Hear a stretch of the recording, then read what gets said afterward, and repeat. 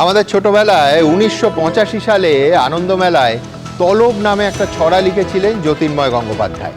লিখেছিলেন, তলব করো জলের স্থলে, চোখের জলে নাকের জলে। 4 দশক পর রোজ রোজ এই এজেন্সির তলবের বাজারে লাইনগুলো আবার আজ মনে পড়ল। একটার পর একটা মামলায় জেরার মুখে অভিষেক বন্দ্যোপাধ্যায়। আর সেই নিয়েই প্রথম প্রশ্ন।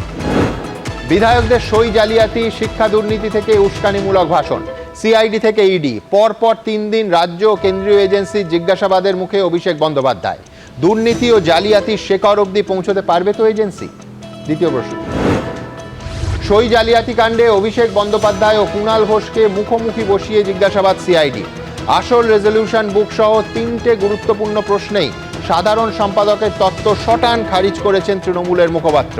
দাবি সিআইডি। বিপদ বাড়ছে অভিষেকের। তৃতীয় প্রশ্ন। আত্মসহায়ক সুমিত রায় ইস্যুতে অভিষেক বন্দ্যোপাধ্যায়কে নিশানা কুণাল ঘোষের। সুমিতের পক্ষে বিবৃতি দিয়ে কালীঘাটের বৈঠকেও তুমুল তর্কাতর্কি দুজনের। সামাল দিতে চেয়ার থেকে উঠতে হলো তৃণমূল নেত্রীকে। ভেঙে খান খান দল, তবুও থামছে না তরজা। চতুর্থ প্রশ্ন।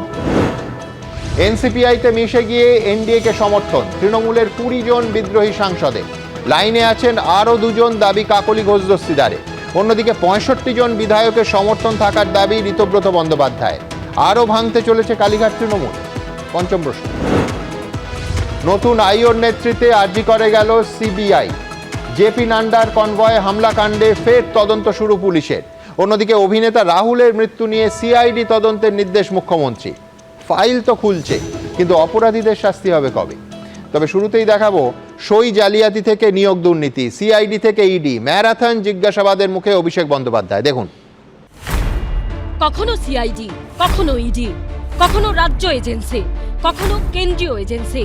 প্রায় প্রতিদিনই ম্যারাথন জেরার মুখে অভিষেক বন্দ্যোপাধ্যায়।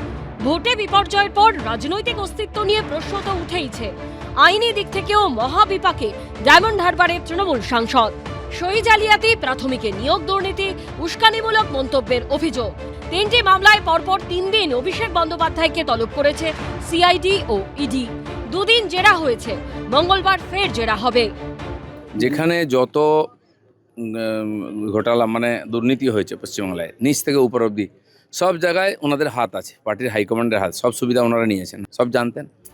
সই জালিয়াতি মামলায় রবিবার অভিষেক বন্দ্যোপাধ্যায়কে জেরা করে সিআইডি। আর সোমবার প্রাথমিকে নিয়োগ দুর্নীতি মামলায় ইডির মুখোমুখি হতে হলো অভিষেক বন্দ্যোপাধ্যায়কে। সোমবার সকালে সিজিও কমপ্লেক্সে হাজির হন তিনি। অভিষেক বন্দ্যোপাধ্যায় তিনি ভেতরে প্রবেশ করলেন এবং বেলা 11টার মধ্যে, সকাল 11টার মধ্যে তাকে আসার নির্দেশ দেওয়া ছিল। সেই অনুসারে কিন্তু তিনি কালীঘাটের বাড়ি থেকে সকাল 10টা 15তে বেরিয়ে যান এবং ইতিমধ্যেই একেবারে অভিষেক বন্দ্যোপাধ্যায় 11টা বাজার খানিকটা আগেই, অর্থাৎ কিনা মিনিট 3 আগেই কিন্তু তিনি এসে পৌঁছেছেন। প্রাথমিকে নিয়োগ দুর্নীতি মামলায় প্রায় 1 বছর আগে তৃতীয় সাপ্লিমেন্টারি চার্জশিট দিয়েছিল সিবিআই। কেন্দ্রীয় এজেন্সি তদন্তে উঠে এসেছিল লিপস অ্যান্ড বাউন্সের নাম। লিপস অ্যান্ড বাউন্সের আলিপুরের অফিসে অভিযান চালিয়েছিল ইডিও। তাদের চার্জশিটেও লিপস অ্যান্ড বাউন্স সংস্থার নাম ছিল। এই সংস্থার সিইও অভিষেক বন্দ্যোপাধ্যায়। আমি এখনো এই পদে আছি। প্রাথমিকে নিয়োগ দুর্নীতি মামলায় এর আগেও অভিষেক বন্দ্যোপাধ্যায়কে জিজ্ঞাসাবাদ করেছে ইডি। রবিবার ফের ইডির তলবে সিজিও কমপ্লেক্সে হাজির হন তিনি। এই সিজিও কমপ্লেক্সে অভিষেক বন্দ্যোপাধ্যায় তিনি কিন্তু একই মামলায় হাজিরা দিয়েছিলেন, প্রাথমিক নিয়োগ দুর্নীতি মামলায়, এবং তিনি দাবি করেছিলেন যে 5000 পাতার নথি তিনি কিন্তু ইডি দপ্তরে জমা দিয়েছেন এবং সেই 5000 পাতা নথি খতিয়ে দেখার পর আজকে আবার তাকে তলব করা হয়েছে। মূলত একদিকে তুমি জানো ইডির যা তদন্ত সবসময় তারা করেন যে সম্পত্তির হিসেব কি রয়েছে, টাকার সোর্স কি, মানি লন্ডারিং হয়েছে কিনা, ব্যাংক অ্যাকাউন্টে কত টাকা জমা পড়েছে এবং টাকার উৎস কি, সোর্স অফ ইনকাম কি। শিক্ষা দুর্নীতি হোক আর যে কোনো গরু পাচার হোক বা কয়লার তদন্ত হোক, আর্থিক তদন্তকারী সংস্থাগুলি তদন্ত এগিয়ে নিয়ে যায় পেঁয়াজের খোসা ছাড়ানোর মতো। শিক্ষা দুর্নীতির ক্ষেত্রে পেঁয়াজের খোসা ছাড়ানো প্রায় শেষ। এবার এই পেঁয়াজের ঝাঁঝ কোথায় গিয়ে লাগবে আর কয়েকটা দিন অপেক্ষা করুন। পরপর 3 দিন জিজ্ঞাসাবাদটা মনে হচ্ছে কোথাও এক সূত্রে গাঁথা, মানে একজনকে টার্গেট করে না করা হলে পরপর 3 দিন মানে 2-3 রকম এজেন্সি একজনকে আটকে রাখা, হ্যারাস করা, দীর্ঘক্ষণ ধরে মানসিক চাপ দেয়া, এটা খুবই সমস্যা। দুর্নীতির শিকড় কত গভীরে, কারা জড়িত এতে, কারা শিক্ষা ব্যবস্থার সর্বনাশ করেছে, ডবল ইঞ্জিনের সরকার কি তা খুঁজে বার করবে? প্রকাশ সিনহা, হিন্দোল দে ও রঞ্জিত সাউয়ের রিপোর্ট, এবিপি আনন্দ। দেখুন, কাল সিআইডির পর আজ ইডি, আজ ইডির পর আবার কাল সিআইডি, রবিবারের পর সোমবার, সোমবারের পর মঙ্গলবার। অভিষেক বন্দ্যোপাধ্যায়কে তলব আর তলবের পর আবার তলব, এটা রোজকার ঘটনা দাঁড়িয়ে গেছে। দুর্নীতি থেকে জালিয়াতি, কেউ বলতেই পারেন তদন্তের ফাঁস ক্রমশ আরও শক্ত হচ্ছে। কিন্তু এই যাবতীয় টানাপোড়েনের মধ্যে সব থেকে তাৎপর্যপূর্ণ অংশটা কিন্তু অনেকেরই চোখ এড়িয়ে যাচ্ছে। ভাবুন, একটা দলের সর্বভারতীয় সাধারণ সম্পাদকের মুখোমুখি বসানো হয়েছে সেই দলেরই বিধায়ক এবং মুখপাত্রকে। একই সঙ্গে সিআইডির গোয়েন্দারা জেরা করছেন দুজনকে। আর দেখা যাচ্ছে একের পর এক গুরুত্বপূর্ণ প্রশ্নের উত্তরে কালীঘাট তৃণমূলে দুই স্তম্ভে দ্বিমত।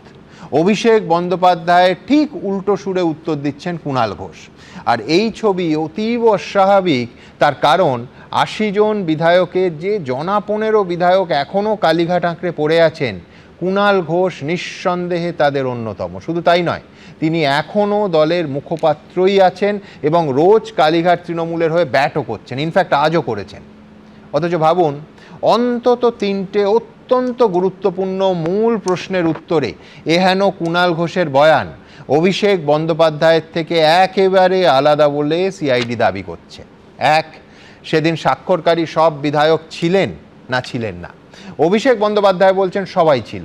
কুণাল ঘোষ বলেছেন না, সবাই ছিল না, অভিষেক সবাইকে চেনে না। দ্বিতীয় প্রশ্ন, অরিজিনাল রেজলিউশন বুক কোথায় আছে? অভিষেক বলেছেন আমি জানি না, কর্মীরা জানে। কুণাল ঘোষ বলেছেন অভিষেক জানে।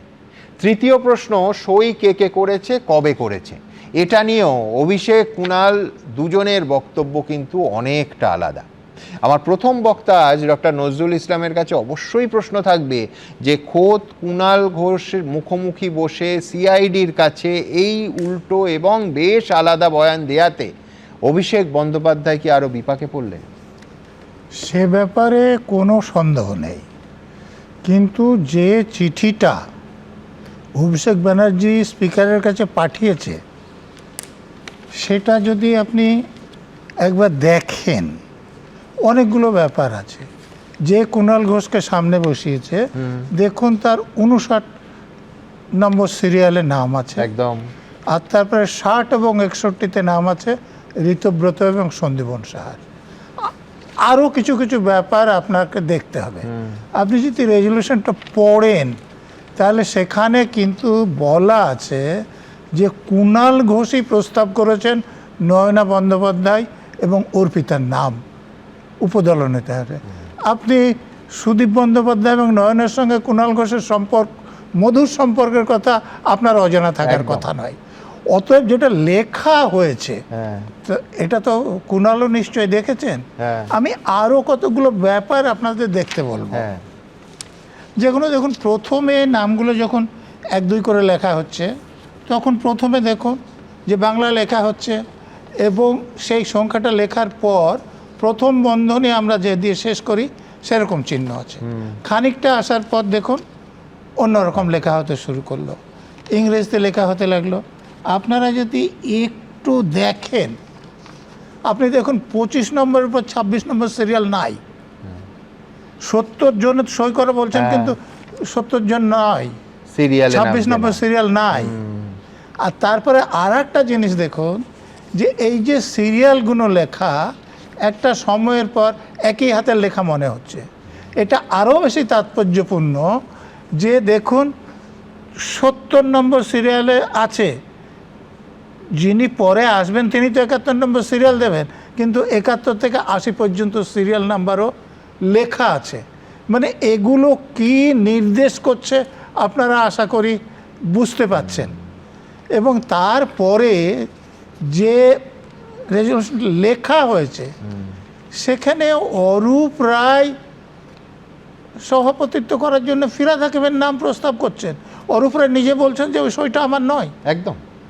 আচ্ছা, তারপরে মদন মিত্র দেখুন একদম সব শেষ সই, একদম সব শেষে মদন মিত্র নাম প্রস্তাব করেছেন শোভনদেব চ্যাটার্জির। এবং তারপরে দেখুন শোভনদেব চ্যাটার্জি ফিরহাদ হাকিমকে মুখ্য সচিবের সচেতকের নাম প্রস্তাব করেছে। অতএব আপনারা যেটা বলছেন যে কুণাল ঘোষকে পাশাপাশি বসিয়ে জিজ্ঞাসাবাদ করাতে, যদি অভিষেক যেটা বলছে কুণাল ঘোষ যদি সেটা বলেন তাহলে কুণাল ঘোষও তো ফেঁসে যাবেন।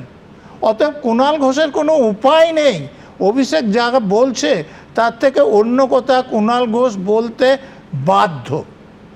দেখুন আমি শুধু আপনার প্রথম পয়েন্টটায় একটু যোগ করব, সেটা হচ্ছে দেখুন রাজনীতি মানে অতি বিষম বস্তু। মনে করুন, জাস্ট ফ্ল্যাশব্যাকে চলে যান যে কুণাল ঘোষ, ঋতব্রত বন্দ্যোপাধ্যায় এবং সন্দীপন সাহা এই তিনজন একবার একদিন সম্ভবত এই 6 তারিখ বা 7 তারিখ বা তার আশেপাশের কোনো তারিখে বিধানসভায় আলাদা মিট করে তারপর একসঙ্গে তৃণমূল মানে কালীঘাট তৃণমূলের মিটিংয়ে গেছিলেন এবং তখন তিনজনই একসঙ্গে একাধিক ইস্যু সেই মিটিংয়ে তোলেন, অত্যন্ত গুরুত্বপূর্ণ রাজনৈতিক ইস্যু। তখনও এই যে ঋতব্রত বন্দ্যোপাধ্যায় বনাম কুণাল ঘোষের যে অন ক্যামেরা রাজনৈতিক সংঘাত এবং টানাপোড়েন এবং চাপানুতরটা চললো আমরা দেখলাম, তখন সেটা শুরু হয়নি। শুধু তাই নয়, এই তিনজন কার্যত বহু গুরুত্বপূর্ণ প্রশ্ন নজরুলদা দলের মধ্যে একসঙ্গে তুলেছিলেন। সুতরাং এটা একটা উত্তর হতে পারে যে আপনার এই পরপর এতে যা দেখা যাচ্ছে কুণাল ঘোষ, ঋতব্রত বন্দ্যোপাধ্যায় এবং সন্দীপন সাহার নামটা পরপর থাকার ক্ষেত্রে। কিন্তু কুণাল ঘোষ নাম প্রস্তাব করছে, নয়না এবং অর্পিতা। আমি বলছি তো, ওই বাকিগুলোর ব্যাখ্যা আমার কাছে নেই, এইটার একমাত্র রাজনৈতিক অরূপ রায় সই বলছে, সইটা আমার নাই। আর অরূপ রায় ফিরহাদ হাকিম সভাপতি করবে এটা প্রস্তাব করেছেন। আপনি ফিরহাদ হাকিম আপনি কর্পোরেশনে আসছে বলছেন, আবার ঋতব্রতদের সঙ্গে যাচ্ছে বলছেন। আরেকটা বক্তব্য আপনার সামনে রাখি, সেটা হচ্ছে ঋতব্রতদের বক্তব্য ছিল যে সই করেছি, কিন্তু সই করানো হয়েছে ব্যাক ডেটে। 19 তারিখ সই করেছেন তারা, অনেকেই বলেছেন 6 তারিখের ডেটে, মানে সই করছেন 19 তারিখ, লিখতে হয়েছে 6 তারিখ। ওনাদের চিঠিটা আপনি আরেকবার পরীক্ষা করে দেখুন, শুধু 19 তারিখে 6 তারিখে সই করা হয়নি, ডেটগুলো ওনারা দিয়েছেন এটা মনে হচ্ছে না। আমি এবং সব থেকে বড় বক্তব্য তো সেদিন বিরোধী দলনেতা বাছাই হয়নি, কপি আছে, অরিজিনাল পেলে আমি বলতে পারতাম। এই ডেটগুলো অন্যজন দিয়ে দিয়েছে। এখানে দেখুন কুণাল ঘোষ নাম লেখা হয়েছে, সই করেছেন। সন্দীপনের ক্যাপিটালের নাম লেখা আছে, সই করেছেন। ঋতব্রত ক্যাপিটালের নাম লেখা আছে, সই করেছেন। কিন্তু এখানে অনেক লোক আছে যাদের ক্যাপিটালের নাম লেখা আছে, তাদের সইও নেই। ঠিক, আমি বলছি নজরুলদা বলছেন যে অরিজিনাল রেজলিউশন বুক পেলে বলতে পারতাম। আমি বলছি পাওয়া যাবে কি করে? আমি বলছি এখনো পর্যন্ত তো দাদা সিআইডি খুঁজে পাচ্ছে না। তার কারণ অভিষেক বন্দ্যোপাধ্যায় বলছেন আমার কাছে নেই, দলের কাছে থাকতে পারে, আর কুণাল ঘোষ বলছেন যে অভিষেক বন্দ্যোপাধ্যায়ের কাছে আছে। কুণাল ঘোষ যেটা বলছেন সেটাই স্বাভাবিক থাকার কথা। উনার কাছে যদি না থাকে তাহলে উনি জেরক্সটা উনি নিজে করেছেন বা ফটোকপি যা হোক, যাই নাম বলেন আপনি, এই কপিটা হয় উনি নিজে করেছেন, নাহলে কেউ কপি করে ওনাকে দিয়েছেন। উনি যদি নিজে করেন তাহলে কপিটা করার পর কোথায় রেখেছেন ওনার জানার কথা। আর কেউ যদি কপি করে ওনাকে দেন তাহলে কে দিয়েছেন সেটা ওনার জানার কথা। কিন্তু উনি জানেন না যেটা বলছেন সেটা কোনো মতো বিশ্বাসযোগ্য নয়। এবং আমি বলছি পুলিশের লোকেরা যদি হাইকোর্টকে এটা জানান যে উনি এরকম উত্তর দিচ্ছেন, তাহলে ওনাকে যে রক্ষা কবচ একটা দেওয়া হয়েছে, আপনারা রক্ষা কবচ নাম বলছেন, 1 তারিখ পর্যন্ত অ্যারেস্ট না করার, আমার এটা পাল্টে যেতে পারে। কারণ এটা তদন্তের সহযোগিতা নয়, তদন্তকারীদের বিভ্রান্ত করা। বেশ, ঠিক এইখান থেকে আমি একেবারে এই মুখোমুখি বসে যারা নিঃসন্দেহে একেবারে অত্যন্ত তাৎপর্যপূর্ণ, তার কারণ দুটো বয়ান বহু জায়গায় মিলছে না বলে সিআইডির দাবি। দেখুন, বিধানসভায় সই জালিয়াতি কাণ্ডে রবিবার অভিষেক বন্দ্যোপাধ্যায়কে প্রায় 8 ঘন্টা জিজ্ঞাসাবাদ করে সিআইডি। তার সঙ্গে মুখোমুখি বসিয়ে জিজ্ঞাসাবাদ করা হয় তৃণমূল বিধায়ক কুণাল ঘোষকেও। জেরার আগে ইঙ্গিতপূর্ণ মন্তব্য করেন কুণাল ঘোষ। মুখোমুখি বসানো হলে আমি কি পেছন ঘুরে বসবো? আমি তো মুখোমুখিই বসবো। এই প্রেক্ষাপটে সিআইডির দাবি, দুজনকে মুখোমুখি জিজ্ঞাসাবাদের সময় বেশ কয়েকটি প্রশ্নের উত্তরে দুজনের বয়ানে ফারাক ধরা পড়েছে। অভিষেক বন্দ্যোপাধ্যায়ের দাবি খারিজ করে দিয়েছেন কুণাল ঘোষ। সিআইডির সূত্রে খবর, রবিবার দিন অভিষেক বন্দ্যোপাধ্যায় এবং কুণাল ঘোষকে মুখোমুখি বসিয়ে যে জিজ্ঞাসাবাদ করা হয়, সেখানে 2 থেকে 3টি প্রশ্ন এমন রয়েছে যাতে দুজনের উত্তর ভিন্ন। কে সত্যি বলছেন, কেই বা ঠিক বলছেন না, সেই সমস্ত বিষয়টা খতিয়ে দেখছেন বর্তমানে গোয়েন্দারা। ভোটে ভরাডুবির পর অভিষেক বন্দ্যোপাধ্যায় বিধানসভা স্পিকারকে চিঠি দিয়ে জানিয়েছিলেন বিরোধী দলনেতা হিসেবে শোভনদেব চট্টোপাধ্যায়কে বেছে নেওয়া হয়েছে। এরপর বিধানসভা স্পিকার নির্দেশ দেন, যে বৈঠকে শোভনদেব চট্টোপাধ্যায়কে বিরোধী দলনেতা হিসেবে মনোনীত করা হয়েছে সেই বৈঠকের প্রস্তাব বিধায়কদের সই সহ বিধানসভায় জমা দিতে হবে। সেই মতো বিধায়কদের সই সহ একটি চিঠি পাঠান অভিষেক বন্দ্যোপাধ্যায়। সেখানে 70 জন বিধায়কের সই ছিল, কিন্তু তার মধ্যে একাধিক সই জাল বলে অভিযোগ ওঠে। সিআইডির দাবি, রবিবার অভিষেক বন্দ্যোপাধ্যায় ও কুণাল ঘোষকে মুখোমুখি বসিয়ে প্রশ্ন করা হয় সেদিনের মিটিংয়ে শোভনদেব চট্টোপাধ্যায়কে বিরোধী দলনেতা করার বিষয়ে রেজলিউশন নেওয়া হয়েছিল কি হয়নি। সিআইডির কাছে অভিষেক বন্দ্যোপাধ্যায়ের উত্তর ছিল রেজলিউশন নেওয়া হয়েছিল, যদিও ওই একই প্রশ্নের উত্তরে কুণাল ঘোষ বলেন কোনো রেজলিউশন ওই দিন নেওয়াই হয়নি। সবাই জানি যে 1, 2, 3, 4 বললে বাংলার মানুষ আওয়াজ দেয় তৃণমূলের সবাই চোর। শেষে ফাইল চোর অবধি দেখেছিলাম, তা বলে সই চোর? বিধানসভায় বিরোধী দলনেতা নির্বাচনে তৃণমূল সই অবধি চুরি করলো। যথাযথভাবে এমএলএদের স্বীকারোক্তি, যিনি এই ঘটনা ঘটিয়েছিলেন এবং যার পত্রে বা যার নির্দেশে ঘটেছে তাদের মধ্যে বাদানুবাদ তো হবে, এটা স্বাভাবিক, কারণ চোর এখন, সই চোররা এখন ধরা পড়ে গেছে। আমি তদন্তে সহযোগিতা করেছি, আমি কোনো দোষফোষ কোনো বিতর্কিত কাজ আমি করিনি। সই জালিয়াতির শিকড় অর্থাৎ আসল রেজলিউশন বুক খুঁজতে মমতা বন্দ্যোপাধ্যায়ের বাড়ি লাগোয়া তৃণমূলের পার্টি অফিস ও অভিষেক বন্দ্যোপাধ্যায়ের ক্যামাক স্ট্রিটের অফিসে তল্লাশি চালিয়েছিল সিআইডি, কিন্তু এখনো সেই রেজলিউশন বুক খুঁজে পাওয়া যায়নি। রবিবার মুখোমুখি জেরার সময় সেই রেজলিউশন বুক কোথায়, সেই প্রশ্ন নিয়েও অভিষেক বন্দ্যোপাধ্যায় ও কুণাল ঘোষের বক্তব্যে ফারাক ধরা পড়েছে বলে সিআইডির দাবি। অভিষেক বন্দ্যোপাধ্যায় বলছেন, আমি জানি না, ওটা অফিসের কর্মীরা জানে, কারণ চিঠিটা আমার কাছে অ্যানেক্সার দিয়েই এসেছিল সই করার জন্য। কুণাল ঘোষ বলছেন, বিধায়ক হিসেবে ওটা আমার জানার কথা নয়। তৃতীয় প্রশ্ন, সই কে কে করেছে, কবে করেছে, এটা নিয়েও অভিষেক কুণাল দুজনের বক্তব্য সম্পূর্ণ বিপরীত। আমি তাদের প্রশ্নের জবাব দিয়েছি, তদন্তে সহযোগিতা করেছি, তো হয়ে গেল। মুখোমুখি বসিয়েছিল আপনাকে? হ্যাঁ, হয়েছে।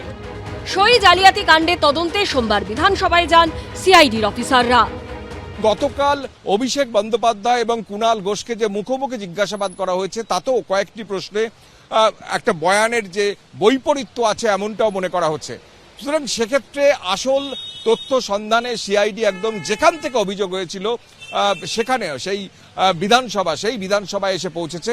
কিছুক্ষণ আগে আমরা বিধানসভার যে গেটে আছি সেই গেট দিয়ে সিআইডির একটা টিম গাড়ি করে ভেতরে ঢোকে। সিআইডির আধিকারিকরা বিধানসভায় পৌঁছে প্রধান সচিবের ঘরে যান, বেশ কিছু তথ্য সংগ্রহ করেন। আশাবুল হোসেন ও কৃষ্ণেন্দু অধিকারীর রিপোর্ট, এবিপি আনন্দ। দেখুন, এটা এখন কালীঘাট তৃণমূলের অনেকেই জেনে গেছেন যে শনিবার রাতে তৃণমূলের কর্মসমিতির বৈঠকে অভিষেক বন্দ্যোপাধ্যায়ের সঙ্গে কুণাল ঘোষের বাগবিতণ্ডা এমন উচ্চগ্রামে পৌঁছয় যে খোদ মমতা বন্দ্যোপাধ্যায়কে ছুটে এসে হস্তক্ষেপ করতে হয়। কিন্তু আসল প্রশ্ন হলো, কি নিয়ে এই বাগযুদ্ধ? অভিষেক বন্দ্যোপাধ্যায়ের আপ্তসহায়ক সুমিত রায়কে নিয়ে। সেদিনই কয়েক ঘন্টা আগে কুণাল ঘোষ ওই মমতা বন্দ্যোপাধ্যায়ের বাড়ির চত্বরে দাঁড়িয়ে সংবাদ মাধ্যমের মুখোমুখি হন এবং সুমিত রায় এবং তৃণমূল দলে, মানে কালীঘাট তৃণমূলে তার ভূমিকা নিয়ে সরাসরি কটাক্ষ করেন।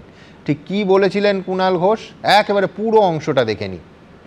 সুমিত রায়ের বিষয়ে আমি কোনো মন্তব্য করব না, এসব বিরাট উপদিক্কার ব্যাপার। হ্যাঁ, কার্যত তিনি মানে বস, তিনি তার ফ্যান ক্লাব হয়ে গেল। সুমিত রায় ফ্যান ক্লাব, সেই ফেরেবাজগুলো কোথায়, সেগুলোকে একবার পুলিশ কান ধরে টেনে আনুক যে সুমিত রায় ফ্যান ক্লাব। ইয়ার কি হচ্ছে? সুমিত রায়কে খুশি না থাকলে অভিষেকের টাইম পাওয়া যাবে না। অর্ধেক কর্মীদেরকে হতাশ করা হয়েছে। এইসব সুমিত রায় জাতীয় লোকজন, এরা গোটা পার্টিটার 12টা বাজিয়ে দিয়েছে। ফলে আমি এসব বিরাট বড় বড় ব্যাপার, আমি সুমিত রায় নিয়ে কোনো মন্তব্য করব না। আমি ওই সেক্রেটারি ফ্যান ক্লাবের ফ্যান ক্লাব বিভিন্ন জেলা থেকে এসে আগে সুমিত দা ওই ফেসবুক পোস্টগুলো দেখুন না, এখন সব সুমিতের জন্মদিন, সুমিতের অমুক, এই সব কটা মিলে ওই জায়গাটাকে পুছিয়েছে। আমি মন্তব্য করি, আমি তৃণমূলের সৈনিক। আমি মমতা বন্দ্যোপাধ্যায়ের সঙ্গে পার্টির যত খারাপ দিন থাকুক, যারাই ছেড়ে যাক, আমাকে দল টিকিট দিয়েছিল, আমি দলের টিকিটে জিতে বিধায়ক হয়েছি, আমি বেইমানি করে চলে যেতে পারবো না। শোনা যায় সুমিত রায় তিনি নাকি নেতারা কখন কে আসবেন, পুলিশ কখন কে করবে, কার কোথায় যাবে তার সব নিয়ন্ত্রণ করতে হবে। সুমিত রায় আমরা যেটুকু বুঝতে পেরেছি, আমরা তো কাছাকাছি বিশ্বাসীর তালিকায় ছিলাম না, এবং মানে একটা বড় অংশে আমার একটা সময় তো ক্যামাক স্ট্রিট আমার কাজকর্ম পছন্দ করতো না, আমিও ক্যামাক স্ট্রিটের অধিকাংশ কাজকর্ম পছন্দ করতাম না, তার জন্য আমি তেলও মারতে যাইনি, মানে আমার কোনো ইয়ে হয়নি। এবং এই সুমিত রায়রা ভেতরটা যাবতীয়ভাবে চেষ্টা করছিল যাতে আমি নমিনেশন না পাই। তো 70-এর মুখে ছাই দিয়ে মমতা বন্দ্যোপাধ্যায় আমার নমিনেশন দিয়েছেন, এবং আমি ভগবানের আশীর্বাদে তৃণমূলের প্রার্থী হিসেবে জিতে এসেছি। করতো না, আমি একটু স্পষ্ট বক্তা ছেলে। আমি অনেক আগে বলেছি তাপস রায় ভালো লোক, সুদীপ বন্দ্যোপাধ্যায় আমার মনে হয়েছে খারাপ। আজকে তো সেই কথাগুলোই দেখা যাচ্ছে। আর এই লোকগুলো মমতাদিকে ঘিরে রেখে আমার জীবনটাকে অপবাদ দিয়ে কয়লা করে দিয়েছিল। তারপরেও কুণাল ঘোষ কিন্তু তৃণমূল ছেড়ে যায়নি। এই বক্তব্য নিয়েই শোনা যাচ্ছে অভিষেক বন্দ্যোপাধ্যায়ের আক্রমণের মুখে পড়েন কুণাল ঘোষ, পাল্টা রুখে দাঁড়ান কুণালও। অভিষেক তৃণমূলের কর্মসমিতির বৈঠকে কুণালকে বলেন যে কুণাল অভিষেককে হেয় করে বিবৃতি দিয়েছেন। কুণাল বলেন তিনি অভিষেক সম্পর্কে কোনো বিরূপ মন্তব্য করেননি, কিন্তু সুমিত রায় দলের কেউ নন। কথা কাটাকাটি এমন পর্যায়ে যায় যে মমতা বন্দ্যোপাধ্যায় উঠে এসে দুজনকে শান্ত করার চেষ্টা করেন। কুণাল মমতা বন্দ্যোপাধ্যায়কেও আবার বলে দেন যে তিনি সুমিত রায়কে ডিফেন্ড করতে পারবেন না। আমার পরের বক্তা প্রদীপ্তর কাছে একটাই প্রশ্ন, এখন কালীঘাট তৃণমূলে পড়ে আছে এমন নির্বাচিত জনপ্রতিনিধিদের সংখ্যা এই হাতের পরে গোনা যায়, তারপরও এত বিবাদ বিসংবাদ হলে তো দলের অস্তিত্ব নিয়ে আরও বড় প্রশ্ন উঠে যাবে। কিন্তু তার থেকেও বড় প্রশ্ন, কুণাল ঘোষ তাহলে দেখিয়ে দিলেন যে অভিষেক বন্দ্যোপাধ্যায়ের সঙ্গে তর্ক করেও দিব্যি দলে থাকা যায়, মুখপাত্র থাকা যায়, মানতে হবে। দাদা, তুমি বললে যে দলের অভ্যন্তরের যে ব্যাপারটা এবং সেখানে দলের নেতাদের চলে যাওয়ারটা, কিন্তু আমাদের দলের নেতাদের চলে যাওয়ার সঙ্গে সঙ্গে একটা জিনিস আমরা ভুলে যাই যে আমরা 2,60,00,000 বেশি ভোট পেয়েছি, বিজেপির সঙ্গে আমাদের ফারাক 30 লক্ষের কিছু বেশি বা কাছাকাছি। সেই নেতারা যদি বলেন যে দল কি করে পেয়েছে, আমাদেরও তাতে ভূমিকা আছে। অবশ্যই তাদের আমরা তো চলে গেলে আর ওই 2,60,00,000 অবশ্যই তাদের ভূমিকা আছে। আমি শুধু তাদের অনুরোধ করব, এই যে সুদীপ বন্দ্যোপাধ্যায়ের ডায়মন্ড মডেল চলছে এখন, আমরা একসময় ডায়মন্ড মডেল খেলে দেখেছিলাম, আর এখনো ডায়মন্ড মডেল চলছে, চতুষ্কোণের ব্যাপার স্যাপার চলছে আর কি। সেই ডায়মন্ড হারবার মডেলটাও বলো যে ক্ষমতা চলে গেলে ফলতায় কি হয়, যে ওই 2,60,00,000-এর 2 আর 6টা পড়ে থাকে, এটাও তো দেখা গেল। না, সেটা তো দেখা গেছে, এবং তারপরে এটাও দেখা গেছে যে কিভাবে টার্গেটেড হেনস্থা করা হচ্ছে, কিভাবে কোর্ট বলার পরেও কোমরে দড়ি দিয়ে ঘুরে বেড়ানো হচ্ছে। সে নিজে ভোট থেকে সরে দাঁড়িয়েছে, এবং তোমাকে আগের দিনও বলেছিলাম, যেহেতু পশ্চিমবঙ্গের কেন ভারতের কথা হলো ভোট থেকে সরে দাঁড়িয়েছে, অথচ তার নাম ইভিএম এ আছে। প্লাস আমি বলছি ধরো রাজনীতি থেকেও সরে গেল, কিন্তু তার যে পূর্ব আগে করা ক্রাইম, যদি সে কিছু করে থাকে, আমি শুধু ওই পুষ্পা বলছি না, যদি কেউ করে থাকে আমি বলছি তার শাস্তি তো পেতে হবে 100 বার। আমি তোমাকে তোমার চ্যানেলে বারংবার বলে গেছি, 6টার শোতেও বলে গেছি, যে বা যারা ক্রাইম করেছে যে কোনো, তাদের চূড়ান্ত শাস্তি হবে। 5 বছর থেকে আমরা দেখছি এরকম করে কাগজ দেখানো হয়েছিল, 5 বছর থেকে, 2020 সালের পর থেকে, 21 সাল থেকে, কোথায় কোন টাকা আছে কি আছে। দাদারা বারবার এখানে বলে গিয়েছেন কোথায় দুর্নীতি হয়েছে কি হয়েছে। আজকে শুনলাম নাকি পেঁয়াজের খোলস ছাড়ানো হয়ে গিয়েছে, কিন্তু কোথাও গিয়ে টার্গেটেড হেনস্থা করছে না। অভিষেকের নামে কোনো এফআইআর আছে? কোনো এফআইআর আছে অভিষেকের নামে? আছে অভিষেকের নামে কোথাও একটা চার্জশিটে নাম যে অভিষেক বন্দ্যোপাধ্যায়? চার্জশিটের নাম আছে, এই লিপসের নামই আছে। আমি কোন অভিষেক বন্দ্যোপাধ্যায়, আমি শেষ করছি, কোন অভিষেক বন্দ্যোপাধ্যায়? বিতর্কটা দাদারা তুলেছিলেন, আমি তো জানি না এসব কথা।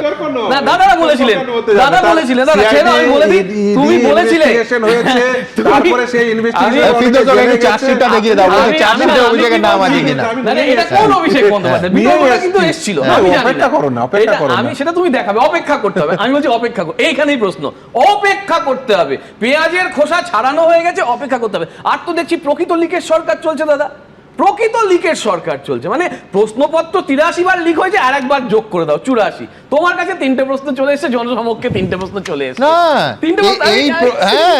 সেটাই তো আমাদের কাজ। না, তোমার কথা বলছি না, না আমার কথা নয়, আমি বলছি হ্যাঁ আসবে তো। এইটাও তো প্রশ্ন লিক হচ্ছে। না না, প্রশ্ন লিক মানে এটা তো প্রত্যেক, শুধু এবিপি আনন্দ নয়, প্রত্যেক সাংবাদিকের কাজ হচ্ছে যে কে কি কথা বলেছে, তুমি কি করে জানলে যে অভিষেক বন্দ্যোপাধ্যায় আমার রিপোর্টারকে ফোন করে এই খবর দেয়নি? হতে পারে, আমি সেটাই তো বলছি। তুমি কি করে জানলে কুণাল ঘোষ ফোন করে খবর দেয়নি? তুমি কি করে জানলে যে সিআইডি যে আইও ছিল সে দেয়নি? আমি তো কিছুই জানি না বলেই বলছি দাদা, প্রশ্ন লিক। ওটাই তো আমাদের আমি কাজ। জানি না বলেই বলছি এটা প্রশ্ন লিকের সরকার চলছে কিনা, আমার সেটা প্রশ্ন 1 নম্বর। প্রশ্ন আর 2 লিকের নম্বর সরকার হচ্ছে- গত 15 বছরও চলেছে, তার আগে 34 বছরও চলেছে। তার কারণ সাংবাদিকতার ধর্মই হচ্ছে যে ভেতরের খবর বের করা। আমি সাংবাদিকদের নিয়ে কিচ্ছু বলছি না, হ্যাঁ। প্লিজ। আমি এটা না, না, আমার আমি মাধ্যমে বলছি স্বীকার তুমি করে- প্রশ্ন লিক বললে তো আমি- প্রশ্ন লিক করা তো প্রশ্ন আমাদের লিক কাজ। তুমি তো করোনি, তুমি তো প্রশ্নটা পেয়েছো। ওহো, একদম তুমি সেটাই তো কৃতিত্ব। আমিও পাইনি, এক্স্যাক্টলি আমার সহকর্মীরা পেয়েছেন। একদম তুমি straight যদি বলো যে এটা ভুল, আমি তাহলে তার উল্টো দিকে প্রমাণ দেখাবো, আমি বলছি সে যে মারাত্মক হবে। আমাকে সিঁড়ি দিয়ে নামতে হবে, হেলিকপ্টারে নামছি না। এবার আমার পরের বক্তব্য হচ্ছে, যেদিনকে অভিষেককে সিআইডি তদন্তের জন্য ডাকলো, 7.5 ঘন্টার উপর জেরা করলো, সেদিনকে 1, 2, 3, 4 করে প্রশ্ন নিয়ে অভিষেকের নিজস্ব একটা বক্তব্য পরের দিন সে দিয়েছে, এবং সে নিশ্চিতভাবে বলেছে যে আমি এটা নিয়েও চিন্তা ভাবনায় রয়েছি ব্যবস্থা করার। হ্যাঁ, আইনি ব্যবস্থা করার, কিন্তু আমার কিছু যায় আসে না। তার কারণ অভিষেক বন্দ্যোপাধ্যায় সার্টিফাই করেছেন যে ওই প্রশ্নগুলো ওনাকে করা হয়েছে, প্রেস কি করে জানলো? আমি তো সেটাই এর বলছি। থেকে বড় সার্টিফিকেট সাংবাদিকতা কিছু হয় নাকি? আমি বলছি প্রশ্ন লিক হয়েছে। হ্যাঁ, আমি সেই এটা সার্টিফিকেট কাজ কিন্তু কে আমাদের। করেছে, কিভাবে করেছে জানি না, হ্যাঁ। প্রশ্ন রাখছি। আমার গণতন্ত্রে প্রশ্ন আচ্ছা, রাখার- এখন ধরো 8:25 নরেন্দ্র মোদী অমিত শাহর একটা মিটিং হচ্ছে, ধরো আমি বলছি সেটা কি নিয়ে আলোচনা করছে, যে বিজেন্দ্র ব্রেক করলো, তো এ তো তার কৃতিত্ব। অবশ্যই তার কৃতিত্ব। আর আমি তো অভিষেক বন্দ্যোপাধ্যায়কে ধন্যবাদ জানাবো যে উনি মামলা টামলা করার হুমকি দিয়েছেন, কিন্তু পাশাপাশি এটাও বলেছেন যে আমায় কি প্রশ্ন করা হলো হুবহু কি করে প্রেস জেনে গেল। একদম তাই, আমি বলছি এই কৃতিত্ব প্রেসের। প্রেসের, অবশ্যই প্রেসের দাদা। এটা প্রেসকে এই ব্যাপারে আমি প্রেস করছি, প্রেসকে এই ব্যাপারে প্রেস হ্যাঁ, করে দিচ্ছি। করো। আমার পরের বক্তব্য হচ্ছে, দেখো প্রশ্ন লিক নিয়ে তুমি একটা কথা, আমি তোমার সঙ্গে বাগবিতণ্ডায় জড়ালাম হয়তো, কিন্তু আর একটা প্রশ্ন লিক নিজে নিজে করে দিয়েছে ডায়মন্ড মডেল। সেটা কিরকম? 70 মিনিট আমি কথা বলেছি, 70 মিনিট কথা বলেছি, উত্তর কলকাতা এখান থেকে বসে চুপ করিয়ে দিতে পারি। এত বড় ক্ষমতা আমাদের 5 বারের সাংসদের। মমতাদির টিকিট নিয়ে জিতেছেন না কি তেন বলেছেন। তার সঙ্গে সঙ্গে আরো কি বলেছেন দাদা? তার সঙ্গে সঙ্গে বলেছেন আজকে, গতকাল থেকে 8 বার, আজকে সকালে 2 বার কথা হয়েছে আমার নির্দিষ্ট নেতার সঙ্গে, তার নামও তিনি বলেছেন। কেন কিন্তু আরেকটা বললেন না যে ভেবেছিলাম 15 মিনিটের মিটিং, সেটা 70 সোয়া ঘন্টা না 70 মিনিটে এসে পৌঁছেছে। বলেছি 70 মিনিট পুরোটাই বলেছি। বলো, সুদীপ 70 মিনিট বন্দ্যোপাধ্যায়কে বলেছি। বলছো, নাম করেই বলো। Next যেটা আমার আরো মজা লাগছে, সুদীপ আমি বন্দ্যোপাধ্যায় ভাবছি মামলা যে- করবেন না, আমি তুমি ভাবছি করো। যে স্যারেরা এখন কি করবেন। স্যারেরা বারবার ভাবছেন যে এদের বিরুদ্ধে লড়াই করলাম। হ্যাঁ। তাপস রায় স্যার, মানে যাকে 24শে জানুয়ারি 2024, ডেটটা ভুল করতে পারি, কিন্তু জানুয়ারি মাসের 24 তারিখ, হ্যাঁ। তাকে 12 ঘন্টা জেরা করলো, ব্যাগ ভর্তি করে নিয়ে গেল সব ডকুমেন্ট, কি সব ডকুমেন্ট ইডি বললো কি নাকি সুদীপ বন্দ্যোপাধ্যায় নাকি লোক পাঠিয়েছে। আমার সুদীপ দাকে অপমান করলো তাপস দা, অথবা আমার তাপস দাকে, মানে দুজনেই তখন আমার, তো তখন আমার তাপস দাকে সুদীপ দা ভুল বলেছিল না আমার সুদীপ দাকে তখন আমার তাপস দা ভুল বলেছিল, আমি জানি না, কিন্তু দুজনকে আজকে একসঙ্গে বসতে হবে। কুণাল দা অভিযোগ করেছেন, এই সজল দা বা তাপস দা নাকি, কিন্তু বটম লাইনটা প্রদীপ্ত হচ্ছে, দর্শকদের আর গুলিয়ে যাওয়ার আগে বলি, নাকি প্রদীপ্তর নেত্রী দুজনের কাউকে বুঝতে পারেননি, এটাও হতে পারে। যেটা হওয়ার চান্স বেশি, কাউকে চিনতে পারেননি। আমার নেত্রীর একটা বড় গুণ হচ্ছে তিনি অসম্ভব মমতাময়ী, এবং তিনি বারংবার সমস্ত কিছুকে ক্ষমাও করে দিয়েছেন। এটা তুমি ইতিহাস দেখলেই জানবে। সেটা সোমেন মিত্র একটা বড় উদাহরণ আছে। সোমেন মিত্র স্যার আমাদের হয়ে ভোটেও জিতেছেন। সোমেন মিত্র কেন, ধরো কুণাল ঘোষ বলেছিলেন সারদার মূল বেনিফিশিয়ারি মমতা বন্দ্যোপাধ্যায়, যাকে চাণক্য বলা হতো তিনি নিজে। আবার উল্টোটাও যে মানে কুণাল ঘোষকে এই সরকারি জেল খাটিয়েছে 3.5 বছর, যন্ত্রণা দিয়েছে, ডাক্তার দেয়নি। কিন্তু আমি কিন্তু তুমি শেষে এটা বললে না যে তুমি কাকে সাপোর্ট করছো, কে ঠিক বলছেন, কুণাল ঘোষ না অভিষেক বন্দ্যোপাধ্যায়? আমি তোমার বিড়ম্বনা বাড়াতে চাই না, কিন্তু একটু কিছু ঠিক বলছে। একটা প্রশ্ন উত্তর, এবার উত্তরটা লিখুক। এবার প্রশ্ন তো এতদিন লিখল, এবার উত্তরটা লিখুক, তাহলে বুঝতে সুবিধা হবে। লাস্ট কথা আমি বলছি, স্যারেরা কি করবেন? স্যারেরা তো লড়াই করলেন এই 80 জন বিধায়কের বিরুদ্ধে, তার মধ্যে নাকি 65 জন বলছে আমরা সেফটি নিয়ে বেঁচে আছি। ছেড়ে দিন, ওরা তো না হয় তাও বিরোধী দলে আছে। এনসিপিআই এর হয়ে চলে গেল, যাদের নাকি 70,000 টাকা না 72,000 টাকা অ্যাকাউন্টে আছে, 832 ভোট পেয়েছে 2023 সালে, তাদের দলের বাড়ির সামনে এখন সিকিউরিটি দিচ্ছে, তারা আবার এনডিএ হয়ে গেল। এনসিপিআই নিয়ে আমি বিস্তারিত আসবো, কিন্তু তার আগে দ্রুত একবার আপনাদের সামনে যেটা রাখবো সেটা হচ্ছে এই টানাপোড়েন, যেটা একেবারে খুব নরম করে বললেও তর্কাতর্কি, এতটা উচ্চগ্রামে উঠলো যে স্বয়ং মমতা বন্দ্যোপাধ্যায়কে শটান এসে হস্তক্ষেপ করতে হলো। দেখুন, অয়ে অভিষেক, কয়ে কুণাল, অয়ে অসন্তোষ, কয়ে কলহ, এটাই এখন কার্যত টক অফ দ্য টাউন। দলের ভরাডুবির জন্য অভিষেক বন্দ্যোপাধ্যায়কে দায়ী করে কালীঘাট তৃণমূলের থেকে মুখ ফিরিয়েছেন বেশিরভাগ বিধায়ক সাংসদই। দলের মধ্যেকার অধিকাংশ মানুষ যখন বলতে শুরু করছে যে তারা তাদের কথা দলে কোনো একটা স্থানে গিয়ে তারপর তারা পৌঁছতে পারছে না, দলের দ্বিতীয় ব্যক্তি হিসাবে অভিষেকের কাছে পৌঁছতে গেলে তার সচিব মারফত তাদের কাছে পৌঁছতে হচ্ছে, তৃণমূল কথাটার সঙ্গে বাস্তব এটা মেলে না। যারা এখনো মমতা বন্দ্যোপাধ্যায়ের সঙ্গে রয়েছেন তাদের একাংশের সঙ্গেও দিনরাত সংঘাত বাজছে অভিষেক বন্দ্যোপাধ্যায়ের। এই পরিস্থিতিতে এখন শিরোনামে অভিষেক বন্দ্যোপাধ্যায় ও কুণাল ঘোষের হট টক। শনিবার সন্ধ্যায় মমতা বন্দ্যোপাধ্যায়ের কালীঘাটের বাড়িতে বসে তৃণমূলের কর্মসমিতির বৈঠক। সাংগঠনিক রদবদল নিয়ে ডাকা সেই বৈঠকে উপস্থিত ছিলেন মমতা বন্দ্যোপাধ্যায়, অভিষেক বন্দ্যোপাধ্যায়, কুণাল ঘোষ, সৌগত রায়, কল্যাণ বন্দ্যোপাধ্যায়, শোভনদেব চট্টোপাধ্যায়, দোলা সেন ও টেরেক ওব্রায়েনরা। তৃণমূল সূত্রে খবর, ওই বৈঠকে মমতা বন্দ্যোপাধ্যায়ের সামনেই কুণাল ঘোষ ও অভিষেক বন্দ্যোপাধ্যায়ের মধ্যে বাকযুদ্ধ হয়। বৈঠকে সংগঠনের রদবদল সংক্রান্ত কয়েকটি বিষয় অতি দ্রুত পদক্ষেপ করার কথা বলেন কুণাল ঘোষ। দাবিগুলি সেই মুহূর্তে মানতে রাজি হননি অভিষেক বন্দ্যোপাধ্যায়। তিনি বলেন, এ বিষয়ে পরে আলোচনা হবে। তৃণমূল সূত্রে খবর, তখন কুণাল ঘোষ অভিষেক বন্দ্যোপাধ্যায়কে বলেন, লেবু পচলে তেতো পড়বে না। এরপর অভিষেক বন্দ্যোপাধ্যায় কুণাল ঘোষকে বলেন, সুমিত রায় সম্পর্কে আপনি সংবাদ মাধ্যমে বিরূপ বিবৃতি দিয়েছেন। কুণাল ঘোষ বলেন, 100% বলেছি, কারণ সুমিত রায় দলের কেউ নন এবং তাকে কোনোভাবেই আমি দলের তরফে বিবৃতি দিয়ে ডিফেন্ড করতে পারবো না। অভিষেক বন্দ্যোপাধ্যায় বলেন, আপনি আমার সম্পর্কেও বিরূপ মন্তব্য করেছেন। কুণাল ঘোষ বলেন, আমি তোমার সম্পর্কে কোনো বিরূপ মন্তব্য করিনি। অভিষেক আমাদের দলের সর্বভারতীয় সাধারণ সম্পাদক, দলের অবস্থানে আমার নেতা, এবং ও বয়সে আমার থেকে ছোট হলেও ও আমাদের দলের অন্যতম শীর্ষ নেতা, আমাদের নেত্রী মমতা বন্দ্যোপাধ্যায়। আমি ওকে খুবই ভালোবাসতাম বা বাসি। তৃণমূল সূত্রে খবর, শনিবার বৈঠকে কুণাল ঘোষ ও অভিষেক বন্দ্যোপাধ্যায়ের মধ্যে কথা কাটাকাটি চরমে ওঠে। তখন মমতা বন্দ্যোপাধ্যায় চেয়ার থেকে উঠে আসেন। অভিষেক বন্দ্যোপাধ্যায় ও কুণাল ঘোষ দুজনেরই মাথায় হাত রেখে বলেন, কুল কুল, এখন মাথা ঠান্ডা করে একসঙ্গে কাজ করতে হবে, এখন মাথা গরম করার সময় নয়। কুণাল ঘোষ তখন মমতা বন্দ্যোপাধ্যায়কে জানিয়ে দেন, অভিষেক বন্দ্যোপাধ্যায়ের পিএ সুমিত রায়কে সমর্থন করে তিনি কোনো বিবৃতি দিতে পারবেন না। আমি তৃণমূল কংগ্রেসের মুখপাত্র, আমি তো সুমিত রায়ের মুখপাত্র নই। সুমিত রায়কে খুঁজতে অভিষেকের বাড়িতে 3টের সময় যেভাবে তালা ভেঙে পুলিশ ঢুকেছে, আমি তার তীব্র নিন্দা করছি। কিন্তু যাকে খুঁজতে ঢুকেছে সে কত বড় জিনিস, আমি সে নিয়ে কোনো মন্তব্য করছি না। যে মিথ ছিল যে অভিষেক বন্দ্যোপাধ্যায় মানেই তৃণমূল কংগ্রেসের আগামী দিনের যুব নেতৃত্ব, সেকেন্ড নেতৃত্ব, সেটা কিন্তু এই মিথটা ভাঙছে। ফলে এখন দেখার যে মমতা বন্দ্যোপাধ্যায় কবে জেগে ওঠেন, কি আদৌ তিনি বলবেন না অভিষেক বন্দ্যোপাধ্যায়ের এই অধ্যত্ব তৃণমূল কংগ্রেস নামটা শেষ হয়ে যাওয়ার অপেক্ষায় তিনি থাকবেন। অভিষেক বন্দ্যোপাধ্যায়ের আত্মসহায়ক সুমিত রায়ের খোঁজে শুক্রবার গভীর রাতে অভিষেক বন্দ্যোপাধ্যায়ের কালীঘাট রোডের বাড়িতে যায় শালবনী থানার পুলিশ। সূত্রের খবর, 4 ঘন্টা ধরে ডাকাডাকি সত্ত্বেও দরজা না খোলায় ভাঙা হয় তালা। এবিপি আনন্দ। এবার একটু তদন্তের প্রসঙ্গে আসি। দেখুন, একটা কথা মনে করিয়ে দিতেই হবে যে এই বঙ্গ সমাজ প্রথম জেনেছিল যে এই শিল্পবঞ্চিত রাজ্যে লিপস অ্যান্ড বাউন্ডস বলে একটা বিরাট কোম্পানি আছে সিপিএম নেতা গৌতম দেবের কাছ থেকে। বামফ্রন্ট সরকারের প্রাক্তন আবাসন মন্ত্রী গৌতম দেবী প্রথম এই কোম্পানিটির নাম সামনে আনেন এবং এই কোম্পানি সম্পর্কে বিস্ফোরক অভিযোগ প্রকাশ্যে জনসভা থেকে আমার সঙ্গে স্টুডিওতে বসে একাধিক দিন করেছেন। 2013 সালের 28শে মে কি বলেছিলেন গৌতম দেব, একবার দেখি। এই যে কোম্পানি যার নাম দ্য লিপস অ্যান্ড বাউন্ডস, এই কোম্পানি কার কোম্পানি? এই 2 বছর 3 বছরে এই কোম্পানি প্রায় 200 কোটি, 250 কোটি, 300 কোটি টাকার ব্যবসা করছে সমস্ত ক্ষেত্রে।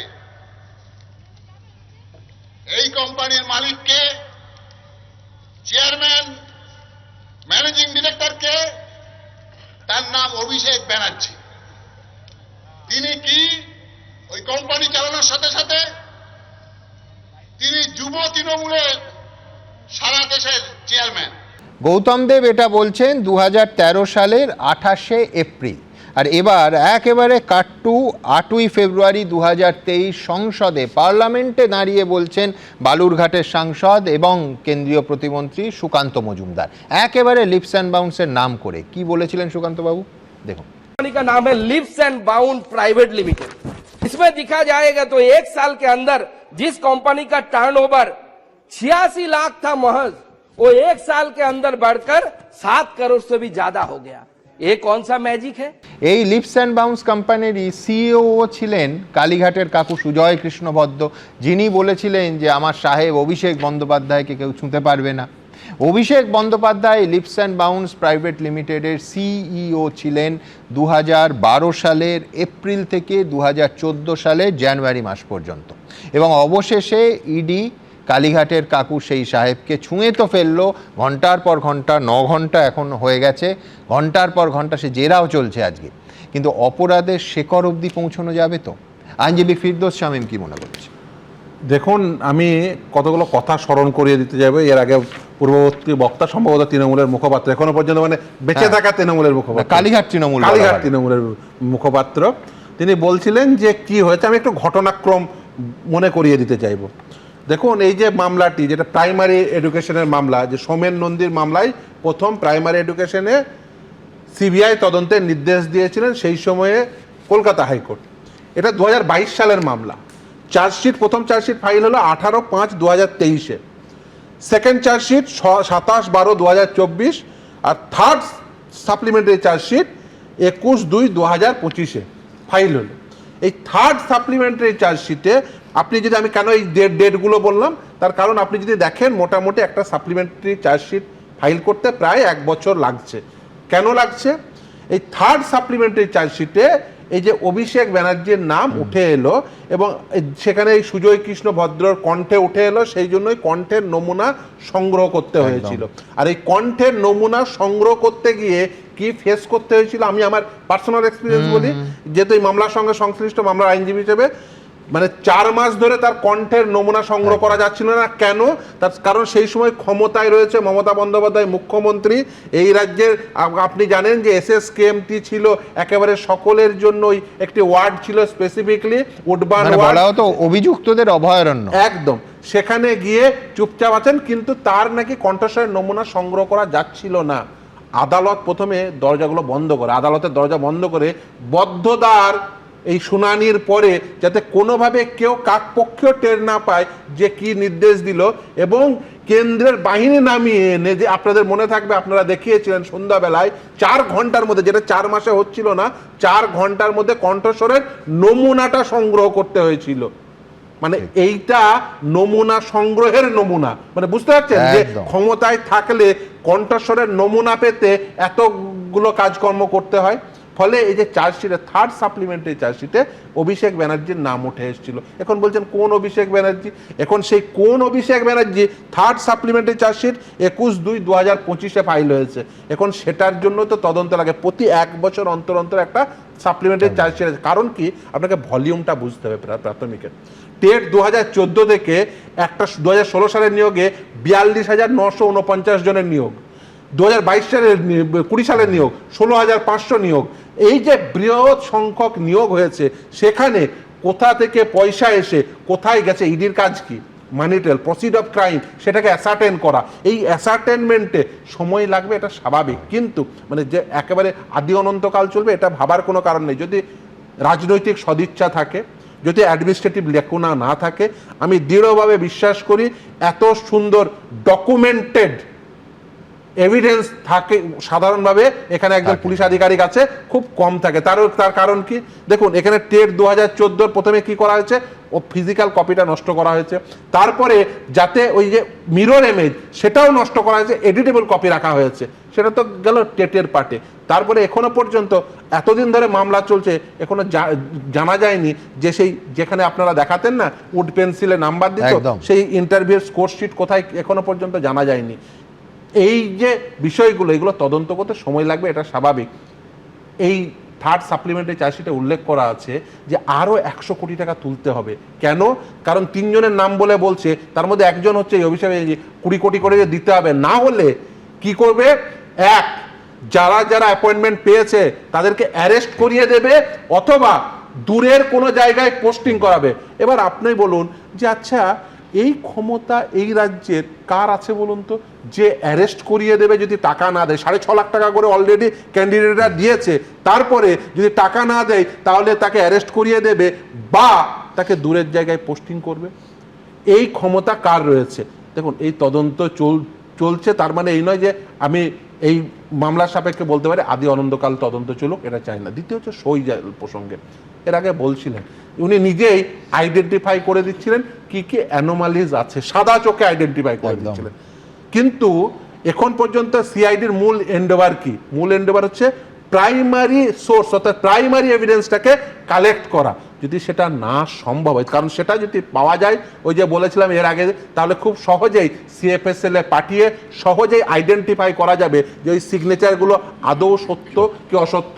কিন্তু যদি না পাওয়া যায় তার মানে এই নয় যে তদন্ত আটকে যাবে বা কেউ বেঁচে যাবে না। সেকেন্ডারি সোর্স রয়েছে, তার কারণ ফটোকপি রয়েছে। ফটোকপি করেছেন মানে কি, আইদার ফটোকপি থেকে ফটোকপি করেছেন অথবা আপনি অরিজিনাল থেকে ফটোকপি করেছেন। এখন আপনি যখন একটা ডকুমেন্ট আপনি প্লেস করেছেন এবং তার স্পিকারকে কারণ পাঠাচ্ছেন, আপনি ওন করছেন, ফলে এই ডিসক্লোজারের দায়িত্ব কিন্তু আপনার। নিশ্চিতভাবে তদন্তকারী সংস্থা তারা এই ক্ষেত্রে তাকে তদন্ত করে বলবে যে আপনি কিভাবে পেয়েছেন, কোথা থেকে পেয়েছেন, আপনি এই যে অ্যানেক্স করলেন সেটা ফটোকপি আকারে পেয়েছিলেন নাকি অরিজিনাল থেকে আপনি ফটোকপি করতে দিয়েছিলেন। ফলে এই প্রশ্নগুলো নিশ্চিতভাবে পরপর সবথেকে বড় কথা অরিজিনাল খাতা কোথায় গেল, খুব দ্রুত বইতো অরিজিনালের কনটেক্সটে যখন স্পিকারকে সাবমিট করা হচ্ছে এবং সেটা যখন আমাদের নেতা অভিষেক ব্যানার্জি করছেন, সেটা কি তাহলে অরিজিনাল হতে পারে না? কারণ সেটাও তো উনি তো বলছেন এটা অরিজিনাল নয়, উনি বলছেন অরিজিনালটা আমি পাচ্ছি না, হারিয়ে গেছে। আমি সেটা উনি বলছেন, কিন্তু যেটা সাবমিট করা হচ্ছে সেই সাবমিশনটা কি অরিজিনাল নয়? কারণ আমি যখন কোনো কিছু ডকুমেন্টেড করছি, এবার লাস্ট একটা কথা দাদা, থার্ড সাপ্লিমেন্টারি 21/2/2025 দিয়েছে রিগার্ডিং এসএসসি, দাদা বললেন প্রাইমারির ক্ষেত্রে 21/2/2025। আজকে জুন মাস, মানে 6 মাস চলছে, 1 বছর 4 মাস হয়ে গেছে। ফোর্থ চার্জশিট নিয়ে কিন্তু দাদা কিছু বললেন না, এখন বলছেন। আমি প্রশ্ন করার পরে দাদা বলছেন। আমি বলছি নজরুলদা একটা কথা বলুন, সেটা হচ্ছে অভিষেক বন্দ্যোপাধ্যায় বলছে কর্মীদের কাছে আছে, অথচ তার 3টে পাতা তিনি ফটোকপি করে বিধানসভা স্পিকারকে পাঠিয়েছেন। তো সেই অরিজিনাল লগবুক এবং যার সন্ধানে সিআইডি একেবারে মমতা বন্দ্যোপাধ্যায়ের অফিস চত্বরে অফিসের মধ্যেও পৌঁছে গেল। আমি বলছি যে এর অরিজিন কি হতে পারে? দেখুন 3টে কথা আমি বলছি। প্রদীপ তো একটা বললেন যে যেটা পাঠিয়েছেন সেটা কি অরিজিনাল হতে পারে না। চিঠিটা একবার পড়ে দেখুন, অভিষেক ব্যানার্জি নিজেই বলছেন যে এটা অরিজিনাল নয়। উনি বলছেন, ভুল লেখা আছে অনেক, যে উনি রেজুলেশন বুকটার কপি পাঠিয়েছেন বলেছেন, কিন্তু পাঠিয়েছেন কিন্তু রেজুলেশনের কপি। মানে চিঠিটাতে প্রচুর ভুল আছে। যিনি লিখেছেন ইংরেজি ভালো জানেন না, এ ব্যাপারে কোনো সন্দেহ নেই, আমি বের করে করে দেখাতে পারি। তো ওটা অরিজিনাল উনি নিজেই বলছেন নয়, অতএব ওটা চলে গেল। এবার যে আমাদের অ্যাডভোকেট ফেরদৌস সাহেব যেটা বলছেন যে সিএফএসএল এ পাঠাতে হবে, হ্যান্ডরাইটিং এক্সপার্ট সিআইডিতেই আছে, সিএফএসএল পাঠানোর দরকার নেই সিগনেচার আইডেন্টিফাই করার জন্য। হ্যাঁ, যদি ডিসঅন করে, আরে ওই হ্যান্ডরাইটিং এক্সপার্ট বললো যে এই সইটা ওনার কি না, ওই জন্য সিএফএসএল যেতে হবে না। 1 নম্বর গেল। আর 2 নম্বর যে শেষ পর্যন্ত তদন্তকারী সংস্থা খোঁজ করে অরিজিনাল রেজুলেশন বুক পেল না, কিন্তু তাতে অভিষেক ব্যানার্জির সাজা থেকে বাঁচবে না। যদি বইটা পাওয়া যেত, কম্পেয়ার করলে খুব তাড়াতাড়ি প্রমাণ করা যেত যে সইটা জাল। কিন্তু যদি বইটা নাই দেয় তাহলে খুব সোজা তদন্তকারী সংস্থা কোর্টে বলবে যে দেখুন উনি বলছেন যে এরকম একটা রেজুলেশন হয়েছিল, কিন্তু অরিজিনাল দিতে পারছে না, তার রেজুলেশন হয়নি। কোর্ট তখন যিনি পাঠিয়েছেন বলবে যে অরিজিনালটা প্রডিউস করো। যদি প্রডিউস না করতে পারে, তার মানে যে ডকুমেন্ট নাই, নন এক্সিস্টেন্ট, যেমন মমতা ব্যানার্জির ডক্টরেট ডিগ্রি সেরকম হবে, যে এরকম কোনো রেজুলেশন হয়ই, তিনি তার কপি পাঠিয়ে দিচ্ছেন। অতএব তার জন্য ওই 7 বছর জেল অথবা জরিমানা অথবা 2 হতে পারে। বেশ, আমি এইখান থেকে যেহেতু এতবার সুমিত রায় অনেকেরই জানা নেই বা সাধারণ মানুষ সত্যি এই নামটার সঙ্গে পরিচিত নন, কিন্তু যারা তৃণমূলের অভ্যন্তরীণ রাজনীতি সম্পর্কে ওয়াকিবহাল এবং নেতাকর্মীরা তো বটেই, একেবারে জানেন যে এই সুমিত রায় ব্যক্তিটিকে, যার আজকে বিরুদ্ধে যার নামে গ্রেফতারি পরোয়ানা জারি করলো আদালত। দেখুন, পরপর অভিযোগ, তদন্তের জন্য একের পর এক সিআইডির নোটিশ, ভবানী ভবনে হাজিরা, সিজিও কমপ্লেক্সে ইডির মুখোমুখি 11 ঘন্টা ধরে চলল জিজ্ঞাসাবাদ। একদিকে দল ভাঙানির খেলা, আর একদিকে বিরোধী শক্তি যারা লড়াই করছে মাথা নত না করে তাদেরকে কি করে দমানো যায়, তাদের ধমকানো যায়, চমকানো যায়, তাদের ভেঙে গুড়িয়ে দেওয়া যায়, কার্যত বিরোধী শূন্য করে দেওয়া যায় পশ্চিমবঙ্গকে, সেই চেষ্টাই গত 1 মাস ধরে করা হয়েছে। রাজনৈতিক বিপর্যয়ের মধ্যেই পরপর জেরা, আইনি প্যাচে অভিষেক বন্দ্যোপাধ্যায়।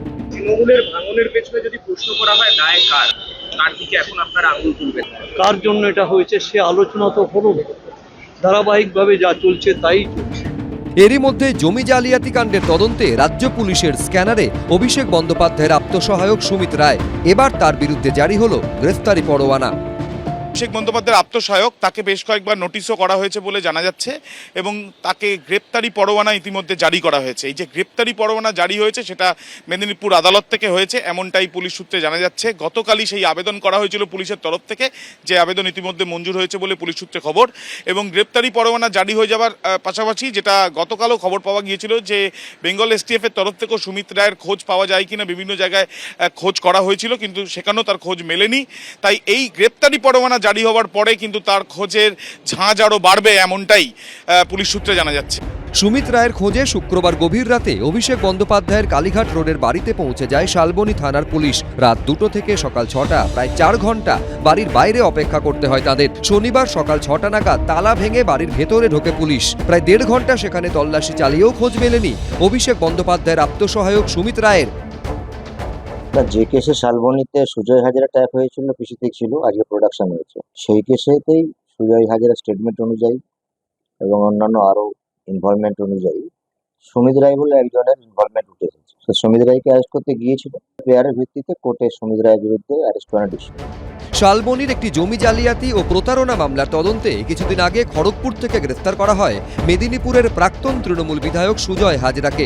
অভিযোগ, শালবনী ও মেদিনীপুর ব্লকের প্রায় 300 একর সরকারি জমি জালিয়াতি করে বিক্রি করা হচ্ছিল। প্রথমে সরকারি জমিকে রায়ত জমি করা, তারপর সেই জমি বিক্রি।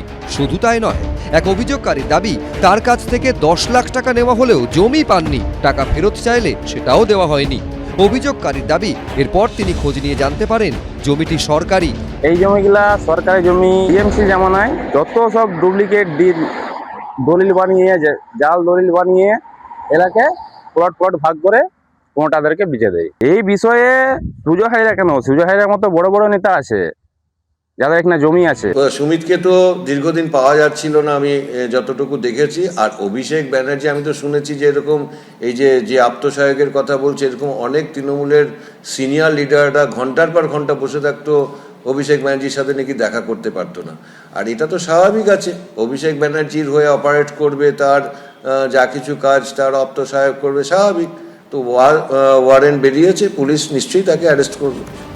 এর আগে গরু পাচার কাণ্ডে 2022 সালে বিনয় মিশ্রকে পলাতক ঘোষণা করেছিল দিল্লির রাউজ অ্যাভিনিউ আদালত, যিনি রাজনৈতিক মহলে অভিষেক বন্দ্যোপাধ্যায়ের ঘনিষ্ঠ বলে পরিচিত ছিলেন। গোয়েন্দা সূত্রে দাবি, কলকাতা থেকে প্রায় 9,500 কিলোমিটার দূরে ভানুয়াতু নামে একটি দ্বীপরাষ্ট্রে গিয়ে আশ্রয় নেন বিনয় মিশ্র। অভিষেক বন্দ্যোপাধ্যায়ের পিএ সুমিত রায়ের এখনো কোনো খোঁজ পায়নি পুলিশ। সৌমেন চক্রবর্তী, আবির দত্ত, এবিপি আনন্দ। দেখুন, আমি গতকাল সোশ্যাল মিডিয়াতে লিখেওছি যে রবিবার 30শে জ্যৈষ্ঠ বাঙালির জ্ঞান ও চক্ষু উন্মিলিত হইল যে এই পোড়া দেশে NCPI, nationalist citizens party of India বলিয়া একটি রাজনৈতিক দল বর্তমান, এবং সেই দলে তৃণমূলের 20 জন বিদ্রোহী সাংসদ যোগ দিলেন। সেই দলের নতুন ওয়েব পেজ রাতারাতি খুলে গেল, ঘন্টায় ঘন্টায় তা আপডেটেড হচ্ছে। এই ফর্মুলায় বিমল দ্বারা, মানে বিজেপি অন্তত প্রকাশ্যে বলতে পারবে যে শ্রমিক ভট্টাচার্য কথা রাখলেন, বিজেপির তৃণমূলীকরণ হলো না। আবার 20টা সাংসদের সমর্থন পেয়ে গেল বিজেপি। কার্যত সংখ্যার বিচারে গোটা দেশে বিজেপির সবথেকে বড় শরিক হলো এই এনসিপিআই। কিন্তু বিমলদার কাছে আমার প্রশ্ন থাকবে যে পুরো প্রক্রিয়াটা হলো ভূপেন্দ্র যাদবের বাড়িতে, আর আগাগোড়া প্রত্যেক মিটিংয়ে, এমনকি স্পিকারের বাংলোতেও উপস্থিত থাকলেন নিশিকান্ত দুবে। দিল্লি, পশ্চিমবঙ্গ, শাসক বিরোধী সর্বত্র বিমলদাদের উইন উইন সিচুয়েশন, মানবেন? না, মানুষ যদি আমাদের জিতিয়ে দেয়, উইন উইন সিচুয়েশন করে, আমরা কি বলবো সুমন? আমরা বলবো না বাপু আমরা হারছি, রাজনীতি থেকে সন্ন্যাস নিচ্ছি? নিশ্চয়ই বলবো না। দুই, এরা প্রত্যেকে একসময় তৃণমূলের একেবারে কিচেন ক্যাবিনেটের সদস্য ছিল, যাকে তাকে তো লোকসভায় নির্বাচিত করা হয় না, টিকিটও দেওয়া হয় না। এরা প্রত্যেকে মমতা ব্যানার্জির অত্যন্ত ঘনিষ্ঠ, তাদের টিকিট দিয়েছিলেন মমতা বন্দ্যোপাধ্যায়, এবং এরা প্রত্যেকে ভেবেছিলেন যে এই রকম অবস্থা চিরদিন চলবে। এই যে আপনারা বলতেন পুরো তৃণমূলটাই চোর, তৃণমূলটাই পচা, তো এরা তো চোর আর পচারই অংশ আপনাদের থিওরি। যেই হোক না কেন, আমার বক্তব্য আগামীকাল আমরা লোকসভায় একটা প্রস্তাব আনলাম, এই তৃণমূলের যারা আমাদের সঙ্গে সকল এনসিপিআইতে যোগ দেয়নি, তারাও যদি বলে ফ্লোরে দাঁড়িয়ে আমরা ভারতীয় জনতা পার্টির এই মতটাকে সাপোর্ট করছি, তো আমরা কি করবো? এই খবরদার সাপোর্ট করবি না। এটা হয় কখনো পার্লামেন্টারি পলিটিক্সে? পার্লামেন্টারি পলিটিক্সে কেউ সাপোর্ট করলে সে সাপোর্ট করতেই পারে, কারণ অ্যাসেম্বলি বা লোকসভার ফ্লোরে কে কাকে সাপোর্ট করবে সে তো বিল এলে ভোটাভুটি। এরা তো বলছে আমরা এনডিএ ব্লক হিসেবে 20 জনই এনডিএ কে সাপোর্ট করছে। আমার সেখানে আরেকটা কথা বলি, সেটা এই কয়েক মাসের আগে তাহলে ভোটটা কি জন্য হলো? না না, সেই উত্তরটা তো তৃণমূল দিতে পারবে, সেই উত্তর তো আমরা দিতে পারবো না। আমরা তো আমাদের সল্টলেক অফিস থেকে বা মুরলীধর সেন লেন থেকে তৃণমূলকে বলিনি যে এদের দিয়ে দাও, নমিনেশন দিয়ে দাও। মিটিং প্লেস হচ্ছে ভূপেন্দ্র যাদবের ফ্ল্যাট, হোক না। নিশিকান্ত দুবে আগাগোড়া কাল বসেছিলেন স্পিকারের সঙ্গে। মুরলীধর সেন লেনেও হয়নি, সল্টলেক অফিসেও হয়নি, মিটিং প্লেসটা দিল্লিতে কোথাও হয়েছে, কিন্তু এদের নমিনেশন দেওয়ার সময় সে ব্যাপারে মুরলীধরে বা সল্টলেকে কোনো মিটিং হয়নি। ওটা ওই সকল কালীঘাট কোট আনকোট কালীঘাটে মিটিংটা হয়েছিল এবং তাদের নমিনেশন দেওয়া হয়েছিল। আজকে যখন সবাই চাচা আপন প্রাণ বাঁচা বলছে, সবাই যখন দলটাকে ছেড়ে পালিয়ে যাচ্ছে, সেখানে 20 জন যদি অন্য দলে যোগ দেয় এবং তারা যদি সিদ্ধান্ত নেয় এবার আমরা বিজেপিকেই সমর্থন করব, তা কোন অঙ্কে আমরা তাদের না করব? দেখছিলাম 208 আর 65 যোগ করলে 273, আর কি বাকি রইল? না না, সেটা ঠিক আছে। যে কোনো রাজনৈতিক দল তারা চাইবে সে লোকসভাতে বা বিধানসভাতে সংখ্যাগরিষ্ঠতা নিয়ে সরকার পরিচালনা করবে, তাহলে অনেক শক্তপোক্তভাবে সরকার চালাতে পারে। যদিও বিগত 2 বছরে আমি অন্তত কোথাও মাননীয় প্রধানমন্ত্রী নরেন্দ্র দামোদর দাস মোদীর অ্যাটিচিউড থেকে, তার আগে তো কংগ্রেস থেকে তৃণমূল থেকে দিন গুনতে শুরু করেছিল, কাউন্টডাউন, এই হারলো, এই গেল, এই গেল, আমি অন্তত মাননীয় প্রধানমন্ত্রীর কথা শুনে তার অ্যাটিচিউড দেখে, তার কার্যকলাপ দেখে কোথাও মনে হয়নি তিনি আন্ডার প্রেসারে আছেন, আগের মতোই কাজ চালিয়ে গেছেন। সুতরাং সেটা কোনো কথা নয়। আমাদের বক্তব্য এখানে একদম পরিষ্কার, তৃণমূল কংগ্রেস ডুবছে তার নিজের দোষে, দোষ কারো নয় গো মা, আমি সখ্যাত সলিলে ডুবে মরি শ্যামা। আমি দুটো কথা, মানে এটা তৃণমূলী করণ নয়, তৃণমূল বরণ। তৃণমূলী বরণ হচ্ছে ফুলমালা দিয়ে বরণও নয়, কোনো বরণ নয়। কেউ যদি আমাদের সমর্থন করে করবে, আমরা তো লোকসভার ফ্লোর ওপেন করেছি। ঠিক তো, আমার শুধু ভয়টা যে প্রদীপ্তরা থাকবে তো, মানে এই 2-1 জন, এই প্রদীপ্ত, অনির্বাণ, এরা না এলে এরাও ধরুন আপনাদের ইস্যু ভিত্তিক সমর্থনের দিকে হাত তুলে দিল। আরে আমি শো চালাবো কি করে? আমি তো মাঝে মাঝে এদিকে 3 জন বিজেপি, আমি সেই জন্য আগের দিন বলেছিলাম সুমন যে তুমি শোটা কতদিন চালাতে পারবে, সেটা একটা প্রশ্ন আছে। না এবার আমি কথাটা বলি, আমি জাস্ট 2-3 লাইন বলবো। প্রথম কথা হচ্ছে সুমন, আমার এগুলো দেখে না দুটো জিনিস মনে হচ্ছে। আমি অনেক দিন ধরে পশ্চিমবঙ্গের রাজনীতি চর্চা করি, কথা বলি এই চ্যানেলে, অন্য চ্যানেলে ইত্যাদি। ফর দ্য ফার্স্ট টাইম আমি দেখলাম 1 জন বা 2 জন রাজনৈতিক নেতা জনগণের এতটা ঘৃণা সাফল্যের সঙ্গে অর্জন করেছেন। তাদের একজন হচ্ছেন এই অভিষেক ব্যানার্জি। আমি মানুষ যে কি লেভেলে ঘৃণা করে আমি মানুষের সঙ্গে কথা বললে বুঝতে পারি। আমি সত্যি ভাবি যে সেই লোকটি কখনো ভাবে না যে এত ঘৃণা আমি অর্জন করলাম কি করে। সে যেদিন অ্যারেস্ট হবে, আবার আমি বলছি অ্যারেস্ট তো হতেই হবে আজ হোক কাল, দেখবে গোটা পশ্চিমবঙ্গে উল্লাসের বন্যা বয়ে গেছে। একটা মানুষ অ্যারেস্ট করছে, মানুষ উল্লাস করছে, সেই মানুষটার মানুষ হিসেবে বেঁচে থাকার কারণটা কি থাকবে? দ্বিতীয় লাস্ট যেটা, যিনি একটা সময় নিজেকে একটা লার্জার দেন লাইফ বানিয়ে ফেলেছিলেন সেই মমতা ব্যানার্জি, আমি আবার বলছি এই সব কিছুর জন্য তিনি দায়ী। তিনিও এখন মানুষের কাছে ঘৃণার পাত্র, হাসির খোরাক, তিনি কি একবার নিজের দিকে আয়নার দিকে তাকিয়ে বলবেন যে আমি ভুলটা কোথায় করেছি? আজকে তার ভুলের জন্য গোটা পশ্চিম বাংলা তছনছ হয়ে গিয়েছিল। আমরা সেখান থেকে এরকম একটা মানে যুদ্ধে ধ্বংস হয়ে গেলে যেরকম পরিস্থিতি হয়, সেখান থেকে বাংলাটাকে একটু একটু করে গড়ে তোলার চেষ্টা করছি। ফলে এই দুজনকে অন্তত আগামী দিনে জনগণের ঘৃণার কথা যখন বলছেন, তখন কাকলি ঘোষ দস্তিদার থেকে সুদীপ বন্দ্যোপাধ্যায় এই 20 জন বা ওই যে উত্তরপ্রদেশের যিনি প্রার্থী হয়েছিলেন,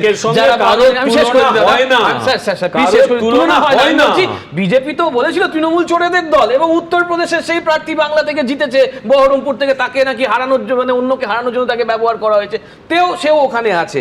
মুশকিল হচ্ছে উল্টোটা বলো যে রয়ে গেল কীর্তি আজাদ, সেও তো একটা বাক্য বাংলায় বলতে পারেন না। তাকে তৃণমূল পাঠালো পার্লামেন্টে, আমার বিরোধিতা করার জায়গা কোনটা?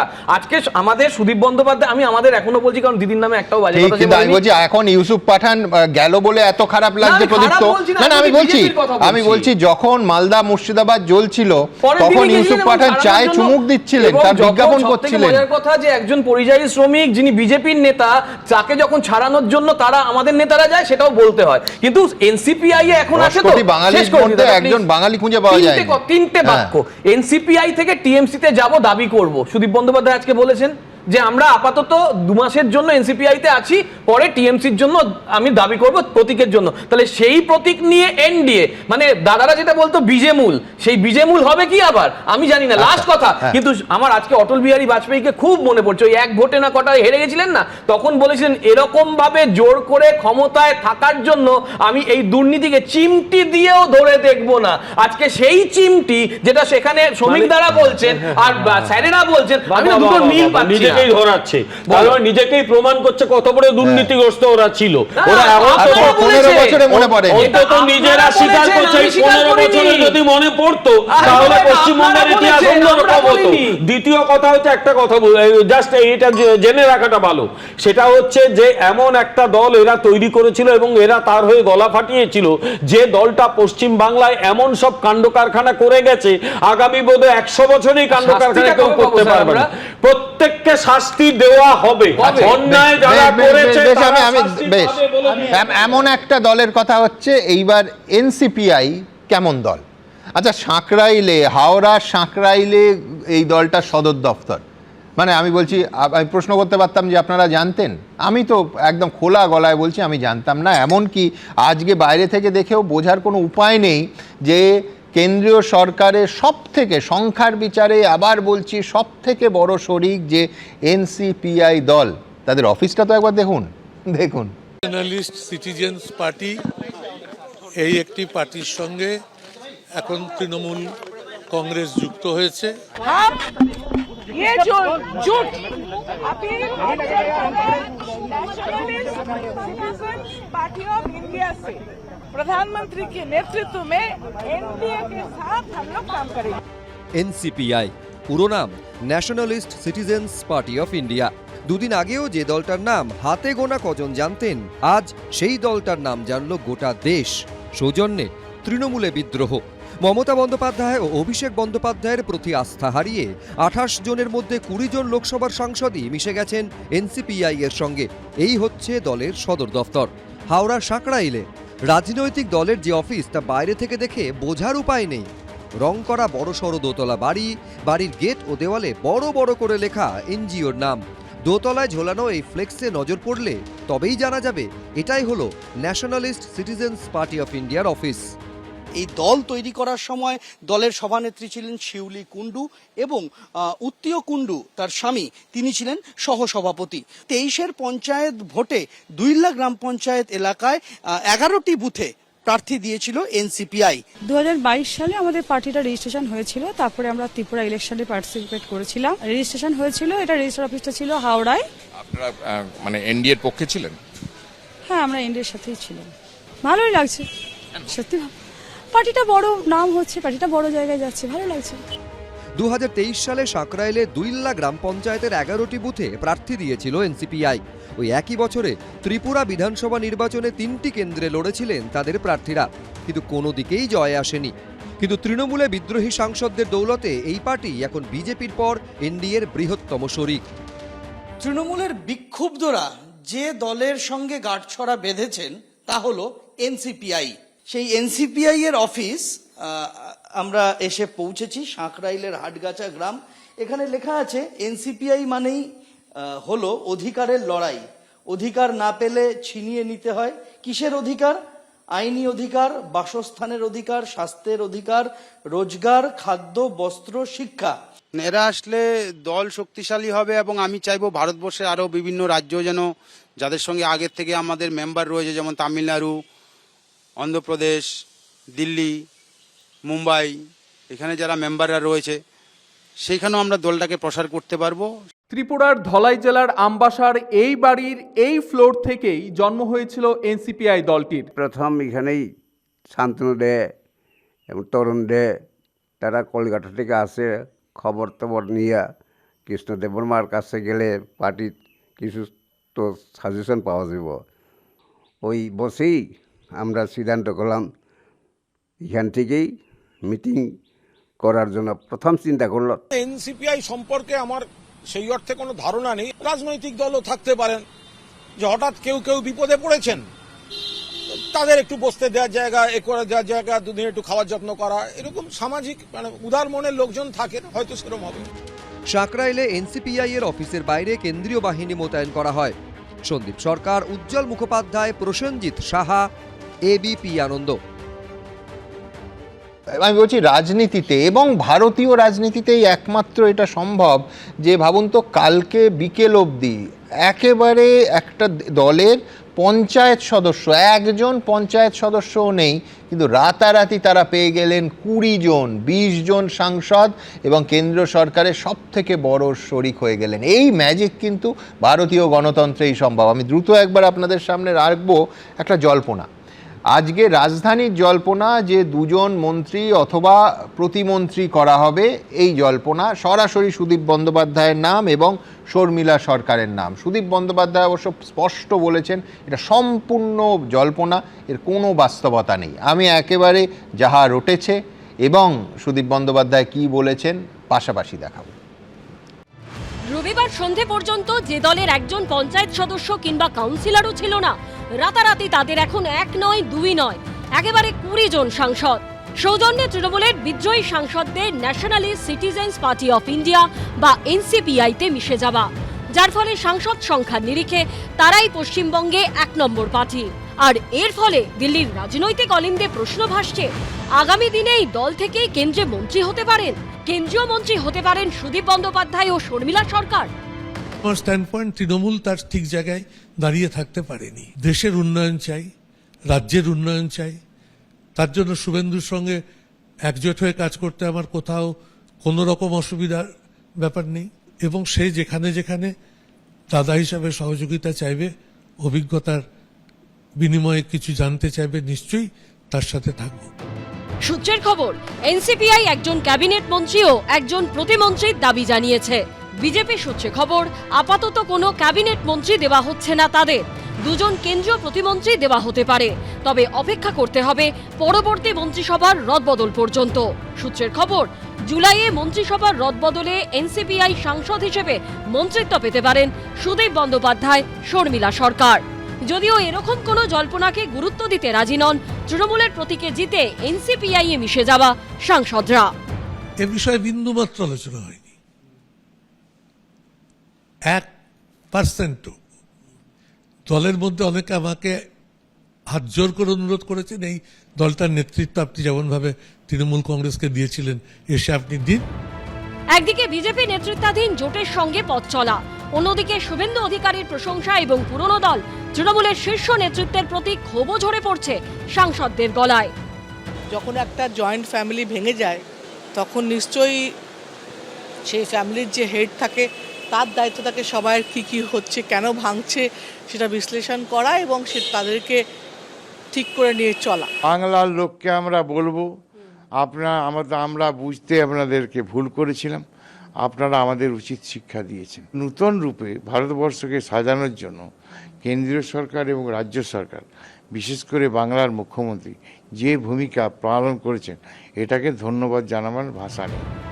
যারা এখনো কালীঘাট শিবিরে তারা আবার খোঁচা দিচ্ছেন। এই 20 জনের কেউ যদি কোনো সিম্বল না পায়, 5,000 থেকে 10,000 ভোট পাবে যে কোনো জায়গায়। বিধানসভায় তৃণমূলের বিজয়ী ব্লকের সংখ্যা বাড়ছে কিনা তা নিয়েও নিত্যদিন জল্পনা চলছে। Number stands at 65 today, 65। আজকে নিয়ে আজকে একজন এসেছিলেন, সেই সম্মানীয় বিধায়ক, তিনি মাননীয় স্পিকারকে চিঠি করেছেন, সংখ্যা আজকে 65। ফিরাদ্দা ববিদা এসেছিলেন, ববিদার সঙ্গে দীর্ঘক্ষণ কথা হয়েছে। শিবাশিস মৌলিক, বিজেন্দ্র সিংহ ও কৃষ্ণেন্দু অধিকারীর রিপোর্ট, এবিপি আনন্দ। দেখুন, আবার একটু তদন্তের অংশে আসি, যে একেবারে স্পষ্ট আমরা এই রাজ্যে এতদিন কি দেখে এসেছি। এই রাজ্যে যে যে কেসে রাজনৈতিক প্রভাবশালীরা যুক্ত, শাসক দলের লোকেদের বিরুদ্ধে অভিযোগ, সেই সব কেসের ভবিষ্যৎ কি হয় আমরা প্রত্যেকে জেনে গেছি। জেপি নাড্ডার কনভয় হামলায় অভিযুক্ত ছিল ওই জাহাঙ্গীর আর তার অনুগামীরা। আরজি করে অভয়া খুনের পরতে পরতে জড়িয়ে পড়েছিল তৃণমূল দল হিসেবে এবং তৃণমূলের সরকার। অভিনেতা রাহুলের অস্বাভাবিক মৃত্যুতে অভিযুক্ত ছিলেন সরকার ঘনিষ্ঠ একাধিক প্রভাবশালী। আজ রাজ্যের মুখ্যমন্ত্রী শুভেন্দু অধিকারী বলছেন যে সেই কেস, রাহুলের কেস নাকি একটা just UD case, unnatural death case হয়ে পড়েছিল। সত্যি তদন্তের অগ্রগতি কি হয়েছে আমরা আলোচনা করেছি, কিন্তু তারপর একবারের জন্য আমাদের সামনে আসেনি। আজ মুখ্যমন্ত্রীর নির্দেশে রাহুলের মৃত্যুর সিআইডি তদন্ত শুরু হলো। আমার প্রশ্ন একটাই, তৃণমূল ক্ষমতা এসে 1 ডজনেরও বেশি তদন্ত কমিশন তৈরি করেছিল আমাদের করের টাকায়। কোনোটার কোনো আলোকপাত হয়েছে, রিপোর্ট কি হয়েছে এখনও বাংলার মানুষ জানে না। বিজেপি সরকারের উদ্যোগগুলো নিঃসন্দেহে সাধুবাদযোগ্য, কোনো সন্দেহ নেই তা নিয়ে, কিন্তু আরজি কর বলুন, জেপি নাড্ডা বলুন আর রাহুলের মৃত্যু বলুন, শেষ পর্যন্ত বিশ্বনাথদা এই সত্যিগুলো সামনে আসবে? হ্যাঁ, 100% সত্যিগুলো আসবে। কেন বলছি, এই যে কয়টা মামলা বললেন, প্রত্যেকটা মামলা কিন্তু বিজেপির সাথে কোনো মতেই সম্পর্কিত নয়। ধরুন, আমি খুব পরিষ্কার করে বলতে চাই আপনাকে যে জেপি নাড্ডাকে যেভাবে অত্যাচার করা হয়েছিল, অত্যাচার কথাটা বলছি, তারপরে মমতা বন্দ্যোপাধ্যায় মানে কার্যত ওই তদন্তটা 1 ইঞ্চি আগাতে দেয়নি। জাহাঙ্গীর এবং তার অ্যাসোসিয়েট যারা ছিলেন তাদেরকে মুক্ত করে দিয়েছিলেন। আমি নিশ্চিত শুভেন্দু অধিকারীর প্রতি আমার 100% আস্থা আছে যে শুভেন্দু কিন্তু এই জেপি নাড্ডার হামলার সাথে যুক্ত যারা ছিল ওদের মানে শ্রীঘরে পাঠাবেই, কারো ক্ষমতা নেই ওখান থেকে বাঁচানো। দ্বিতীয়, আরজি করের ক্ষেত্রে কিন্তু আমি বলছি ফাইল অলরেডি খুলতে শুরু করেছে, তদন্ত ইতিমধ্যেই আবার গতি পেতে শুরু করেছে। অন্ততপক্ষে আমি বিশ্বাস করি যে যারা তথ্য গোপন করেছিলেন তাদের শাস্তিটা যে হবে আমি তা নিয়ে আমার সামান্যতম কোনো সংশয় নেই। রাহুলের ক্ষেত্রে আপনাকে বলছি, যেভাবে মামলাটাকে মমতা বন্দ্যোপাধ্যায় সাজিয়ে চলে গেছেন, রাহুলের মামলাটাও কিন্তু অনেক দূর গড়াবে এবং যারা যারা অভিযুক্ত ছিলেন বা যাদের গাফিলতি ছিল তাদের কিন্তু শাস্তির সম্মুখীন হতে হবে, এ নিয়ে আমার সামান্যতম কোনো সংশয় নেই। তো খুনের মামলা নয়, কিন্তু কাদের গাফিলতিতে রাহুলকে চলে যেতে হলো? একেবারে মেসি কাণ্ডে মমতা বন্দ্যোপাধ্যায় একটা কমিশন তৈরি করেছিলেন একজন বিচারপতিকে সামনে রেখে, কোনো 1 ইঞ্চিও নড়েনি। আজকে কিন্তু আমি আপনাকে বলছি, প্রাক্তন মানে খেলমন্ত্রী মানে খেলামন্ত্রী ক্রীড়ামন্ত্রী অরূপ বিশ্বাসকে কিন্তু আজকে কিন্তু রীতিমতন কঠিন অবস্থা, তদন্তের কঠিন অবস্থার সম্মুখীন হয়েছে, কার্যত হুঁশিয়ারি করা হচ্ছে। যদিও রক্ষা কবচও পেয়েছে, কিন্তু আমার ধারণা যে এই ক্ষেত্রেও কিন্তু আমি বলছি টাকা ফেরত দেওয়ার কথা মুখ্যমন্ত্রী বলেছেন, আমাদের বর্তমান মুখ্যমন্ত্রী শ্রী শুভেন্দু অধিকারী। আমার ধারণা যে টাকা ফেরত দেবেই এবং শাস্তির ব্যবস্থা করবে। দেখুন, মমতা বন্দ্যোপাধ্যায় একটা কালচার তৈরি করেছিলেন যে লেফটের বিরুদ্ধে লড়াই করছি, একাধিক কমিটি তৈরি করলাম, সেই কমিটিগুলো সামান্যতম কোনো উনার উদ্যোগ ছিল না যে সেগুলোকে শেষ পর্যন্ত মানে কাঠগড়ায় মানুষগুলোকে কাঠগড়ায় দাঁড় করানোর শাস্তির ব্যবস্থা করা। ধরুন, আমি আপনাকে বলছি যে যেটা নিয়ে উনারা বারবার দাবি করেন যে 21শে জুলাইয়ের যে কমিশন 21শে সুশান্ত বাবু ছিলেন বিচারপতি। হ্যাঁ, আপনি বলুন সামান্যতম কোনো উদ্যোগ ছিল যে কারা আসলে দায়ী? তিনি নিজেই যে সেই সমস্ত স্বরাষ্ট্র সচিব যিনি ছিলেন তাকে তিনি মন্ত্রিসভায় ঢুকিয়ে নিয়েছেন। আবার আপনি দেখুন নন্দীগ্রামের ক্ষেত্রে মমতা বন্দ্যোপাধ্যায়ের কমিশনের অবস্থা দেখুন, যে পুলিশ আধিকারিকদের বিরুদ্ধে সরাসরি অভিযোগ ছিল সেই পুলিশ আধিকারিকদেরকে মানে প্রমোশন দিয়ে তিনি পাঠিয়ে দিলেন। একটার পর একটা কমিটি কমিশন তৈরি করেছেন কেবলমাত্র লোক দেখানো। এই যে Mamata Bandyopadhyay politics of display, আর শুভেন্দু অধিকারীর ক্ষেত্রে আমি আপনাকে বলতে পারি, ও যদি কমিটমেন্ট করে, সেই কমিটমেন্টটা কোন লেভেলে নিয়ে যেতে পারে সুমনদা, আমি আপনাকে বলছি, আমি একজন রাজনীতি চর্চাকারী হিসেবে বলছি যে মমতা বন্দ্যোপাধ্যায়ের সাথে শুভেন্দু অধিকারীর একটা পার্থক্য আছে, যে মমতা বন্দ্যোপাধ্যায় পলিটিক্স অফ ডিসপ্লেটা অনেক বেশি করেন। শুভেন্দু যদি মনে করে যে আমি করব, তাহলে কিন্তু উনি করে ছাড়েন। ফলে এই যে কমিশনগুলো উনি তৈরি করেছেন, যেগুলো স্পেসিফিক এবং সেগুলোর সাথে মানে পেছন থেকে টেনে ধরারও লোক নেই, কারণ এই প্রত্যেকটা কমিশনের সাথে বিজেপির কোনো 100 হাত দূরের সম্পর্ক নেই। ফলে মানে একদম স্বাধীনভাবে তিনি এগুলোকে পরিচালনা করে শাস্তির বিধান করতে পারবেন বলে আমি এইখানে ঠিক দ্রুত একদম আজকে যেরকম রাহুলেরটা সামনে এলো, ঠিক কি আবার নতুন করে, যেমন প্রথম মানে আজকে নতুন আইওর নেতৃত্বে, সিবিআইয়ের নতুন যুগ্ম অধিকর্তার নেতৃত্বে আজকে আরজিকরে পৌঁছলো ওই রিওপেন হওয়া আরজিকর ফাইলস খুলতে সিবিআইয়ের টিম। তারা কি সত্যি আশার আলো দেখাতে পারবে? দেখুন তো। রাজ্যে বিজেপি সরকার আসার পরে খুলেছে আরজিকর কাণ্ডের ফাইল। 3 আইপিএস অফিসারকে সাসপেন্ড করা হয়েছে। হাইকোর্টের ডিভিশন বেঞ্চের নির্দেশের পর সোমবার আরজিকর মেডিকেলে তরুণী চিকিৎসকের ধর্ষণ খুনের মামলার ফের তদন্ত শুরু করলো সিবিআই। স্বাস্থ্যমন্ত্রী ছিলেন মমতা ব্যানার্জি, স্বাস্থ্যমন্ত্রীর নির্দেশ ব্যতীত হসপিটালে কিছুই হতো না। স্বাস্থ্যমন্ত্রী এর জন্য দায়ী, স্বাস্থ্যমন্ত্রী জেলে যেতেই হবে। সোমবার বেলা 12টা নাগাদ সিবিআই এর পূর্বাঞ্চলীয় যুগ্ম অধিকর্তা রাজেশ প্রধানের নেতৃত্বে 6 সদস্যের একটি তদন্তকারী দল আরজিকর মেডিকেল কলেজে পৌঁছয়। আরজিকর ধর্ষণ ও খুনের মামলার পুনঃতদন্তে ইতিমধ্যে দেখা যাচ্ছে যে সিবিআই এর দল তারা কিন্তু ইতিমধ্যে এসে পৌঁছচ্ছেন। আমরা যেমন গিয়ে দেখেছিলাম যেখানে সেমিনার হলে কিছুই ঘটেনি, সিএফএসএল রিপোর্টও তাই বলেছে যে সেমিনার হলে কিছুই ঘটেনি, ওকে খুন অন্য জায়গায় করা হয়েছে, এনে সেমিনার রুমে রাখা হয়েছে। তার মুখে একাধিক ক্ষত ছিল, গলায় আঙুলের ছাপ ছিল। যারা পিএম করেছে তারা সেগুলো কোনো তদন্তের আওতায় আনেনি। অভিনেতা রাহুল বন্দ্যোপাধ্যায়ের অস্বাভাবিক মৃত্যুর ঘটনার তদন্তের দায়িত্ব সিআইডিকে দিলেন মুখ্যমন্ত্রী শুভেন্দু অধিকারী। 29শে মার্চ মাত্র 42 বছর বয়সে রাহুলের অকাল মৃত্যু হয়। এই মৃত্যু নিয়ে তদন্তের দাবিতে সরব হয়েছিল অভিনেতার পরিবার সহ টালিগঞ্জ ফিল্ম ইন্ডাস্ট্রি। আমি এসপি পূর্ব মেদিনীপুরকে নির্দেশ দিয়েছি অবিলম্বে হোম সেক্রেটারি ডিজিপির মাধ্যমে হোম সেক্রেটারির কাছে পাঠাতে এই মামলাটাও যাতে সিআইডি নিয়ে নেয়। ওনার পরিবার থেকে এখানে মামলা করে গেছেন। অন্যদিকে 2020 সালে বিজেপির তৎকালীন সর্বভারতীয় সভাপতি জেপি নাড্ডার কনভয়ে হামলার ঘটনাতেও নতুন করে তদন্ত শুরু করল পুলিশ। আবিদ দত্ত, উজ্জ্বল মুখোপাধ্যায়ের রিপোর্ট, এবিপি আনন্দ, কলকাতা। এবার আপনাদের দেখাবো এই জেপি নাড্ডার কনভয় অ্যাটাকের ঘটনায়, আক্রমণের ঘটনায়, হামলার ঘটনায় মমতা বন্দ্যোপাধ্যায় কি যুক্তি দিয়েছিলেন দেখুন। কোনদিন চাড্ডা, নাড্ডা, ফাড্ডা, ভাড্ডা, গাড্ডা সব চলে আসছে একটা করে, আর তারা একা প্রোগ্রাম করবে আর কেউ করবে না।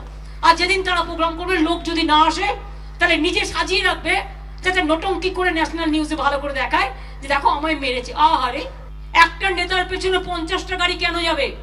কোথায় তোমার 50টা গাড়ির লেজে কে কাকে ধাক্কা মেরেছে, না কে কাকে থ্রো করেছে, না প্ল্যানিং করে করেছো? খুব বিপজ্জনক তত্ত্ব, স্বতঃস্ফূর্ত জনরোষ 15 বছর ধরে একটা ঘটনায় বলা হয়েছে।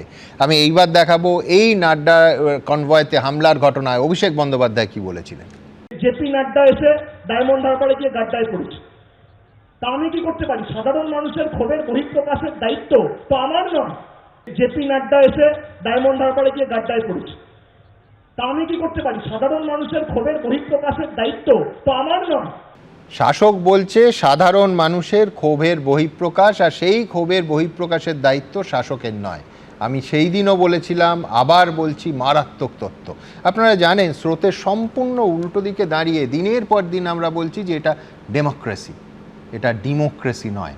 এই ডিম থেরাপি বন্ধ হোক। তার কারণ রাজধানীতে আমরা দেখেছি একটা সময় আপের একটা গোষ্ঠী, তারা কংগ্রেস নেতাদের বা বিরোধী দলের নেতাদের কালি ছুঁড়ত, সেই কালিতে কলঙ্কিত হয়েছিল কেজরিওয়ালের মুখও।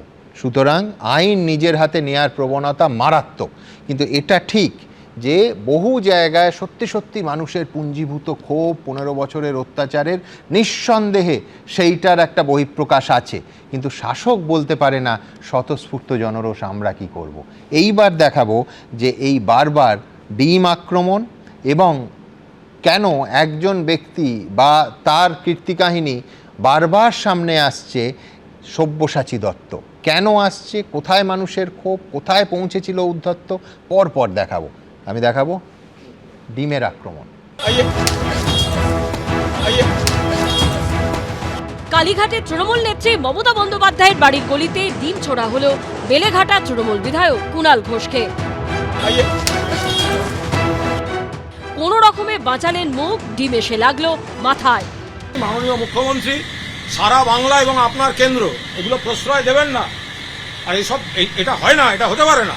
একটা লোক রাস্তায় নিরস্ত্র দাঁড়িয়ে সাংবাদিকদের সঙ্গে কথা বলছে, এদের সঙ্গে আমার কোনো শত্রুতা নেই, এখানে কোনো উত্তেজনা নেই, এর সঙ্গে জনরোষের কোনো সম্পর্ক নেই, অসভ্যতা করা এবং ভয় দেখানোর জন্য। সোমবার কালীঘাটে দলের বৈঠকে যোগ দিতে যাচ্ছিলেন কুণাল ঘোষ। ফাঁকা রাস্তা, উপস্থিত সংবাদ মাধ্যমের কর্মীদের সঙ্গে কথা বলতে বলতে এগোচ্ছিলেন। তখনই উল্টো দিক থেকে ডিম হাতে হাঁটতে হাঁটতে আসছিলেন এক যুবক। কুণাল ঘোষ কাছে আসতেই তাকে লক্ষ্য করে ডিম ছুড়ে দেন তিনি। কোন রকমে মুখ বাঁচান, ডিম এসে লাগে কুণাল ঘোষের মাথার পেছন দিকে। আজ ये ডিম খানে के लायक ही हो गया, ये ডিম খানে के लायक ही है आज।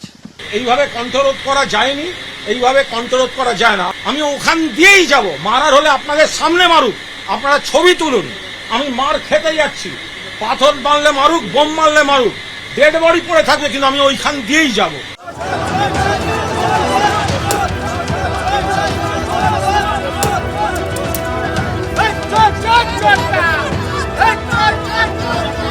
তবে এর থেকে বহু দূরে বিধাননগরে ধরা পড়েছে এক অন্য ছবি। বিধাননগরের বিভিন্ন জায়গায় পুলিশি তল্লাশির সময় প্রাক্তন তৃণমূল বিধায়ক সব্যসাচী দত্তর উপর ডিম বৃষ্টি করল বিক্ষোভকারীরা। উগরে দিল ক্ষোভ।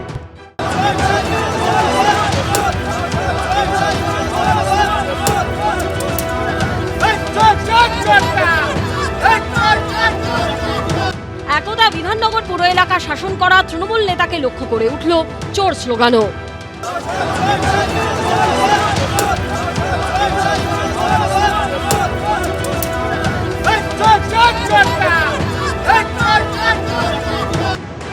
সেই সঙ্গে বিধাননগর পুরসভার প্রাক্তন চেয়ারম্যান সব্যসাচী দত্তের বিরুদ্ধে তোলাবাজি, মারধর, চোখরাঙানি, হুমকির মতো লম্বা তালিকা তুলে ধরলেন বিক্ষোভকারীরা। বোঝাচ্ছি সবার উপর টর্চার করতো, টাকা যদি না দিত তাদেরকে নিয়ে এসে ধরে বেঁধে বাঁধতো ভেতরে। ঠিক এক সপ্তাহ আগে তোলাবাজির মামলায় গ্রেপ্তার করা হয় বিধাননগর পুরসভার সদ্য প্রাক্তন চেয়ারম্যান ও প্রাক্তন তৃণমূল বিধায়ক সব্যসাচী দত্তকে।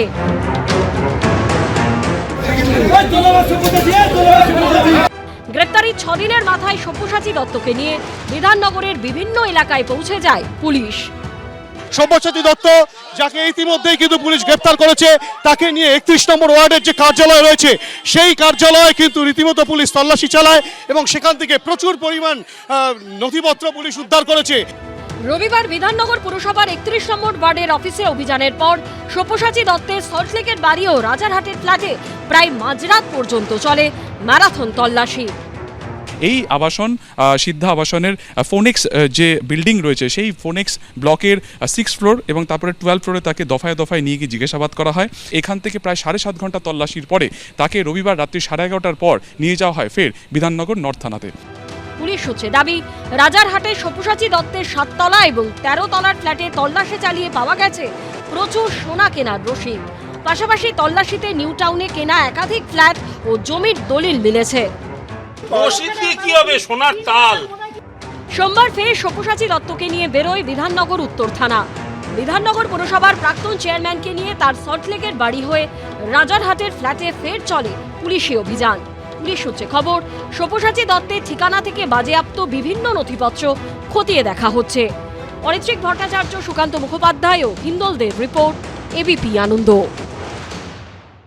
হ্যাঁ, অবশ্যই আমরা আইন নিজের হাতে তুলে নেয়ার এই প্রবণতার বিরুদ্ধে তার বিরুদ্ধচারণ করব, সমালোচনা করব। পাশাপাশি এটাও জোর গলায় বলতে হবে যে ঔদ্ধত্য যে জায়গায় পৌঁছেছিল এই নেতামন্ত্রীদের, আমি বলছি যে ভাবতে পারেন 26,000 মানুষের চাকরি গেল এবং সেই শিক্ষক শিক্ষাকর্মীদের একটা বড় অংশ তো যোগ্য ছিল।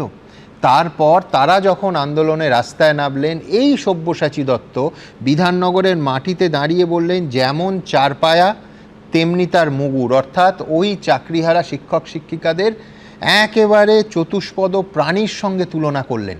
গায়ের জোরে তাদের সরাতে গেলেন, গুন্ডা বাহিনী দিয়ে তাদের আঘাত করলেন, সংবাদ মাধ্যম আমার সহকর্মী অরিত্রিককে মারলেন, সে তো অন্য প্রসঙ্গ।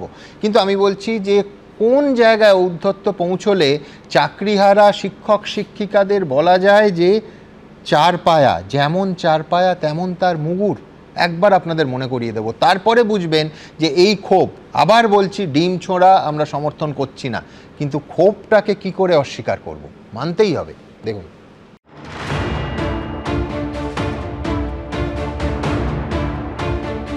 কবি নজরুল লিখেছিলেন, চিরদিন কাহারও সমান নাহি যায়, আজিকে যে রাজাধিরাজ কাল সে ভিক্ষা চায়।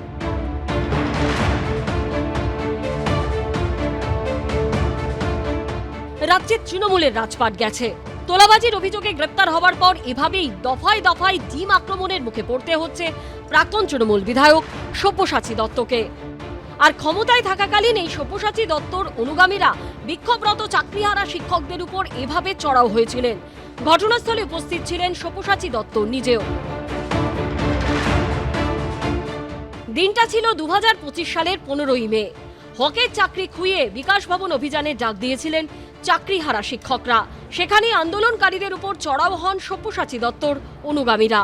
পুলিশ র্যাফের সামনেই আন্দোলনকারী চাকরিহারা শিক্ষকদের রীতিমতো টেনে হিঁচড়ে কিল, ঘুষি, লাথি, হেলমেট দিয়ে মেরে সব্যসাচী দত্তর গাড়ির সামনে থেকে সরানো হয়। খুব যেমনি চারপায়া তার তেমনি মুগুর, এখন একটাও লোক নেই, দেখুন দেখুন। এই খবর করতে গিয়ে তৃণমূল নেতার হাতে আক্রান্ত হয়েছিলেন এবিপি আনন্দর প্রতিনিধিও। প্রথমে বুমে ধাক্কা, তারপর এবিপি আনন্দর প্রতিনিধি অরিত্রিক ভট্টাচার্যকে রীতিমতো ধাক্কা মেরে সরিয়ে দিয়েছিলেন তৃণমূল নেতা সব্যসাচী দত্ত। একসময় যিনি বিক্ষোভরত শিক্ষক শিক্ষিকাদের সঙ্গে দাদাগিরি করেছিলেন,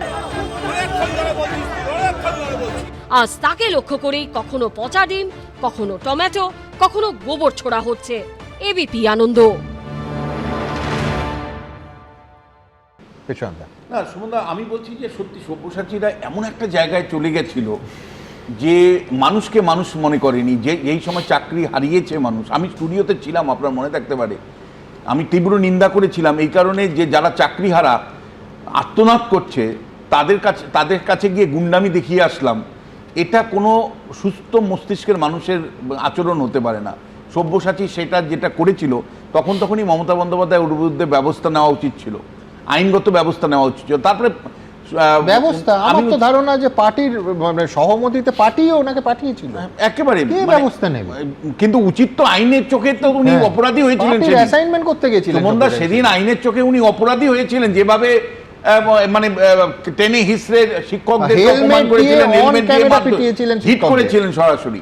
আর একইভাবে যখন বিধাননগর নির্বাচন হয়েছিল, পুরসভা নির্বাচন, ভোট লুট করেছিলেন দ্বিজেন মুখোপাধ্যায়ের যে গল্পটা আসে, এটা তো এই সব্যসাচীরই অবদান।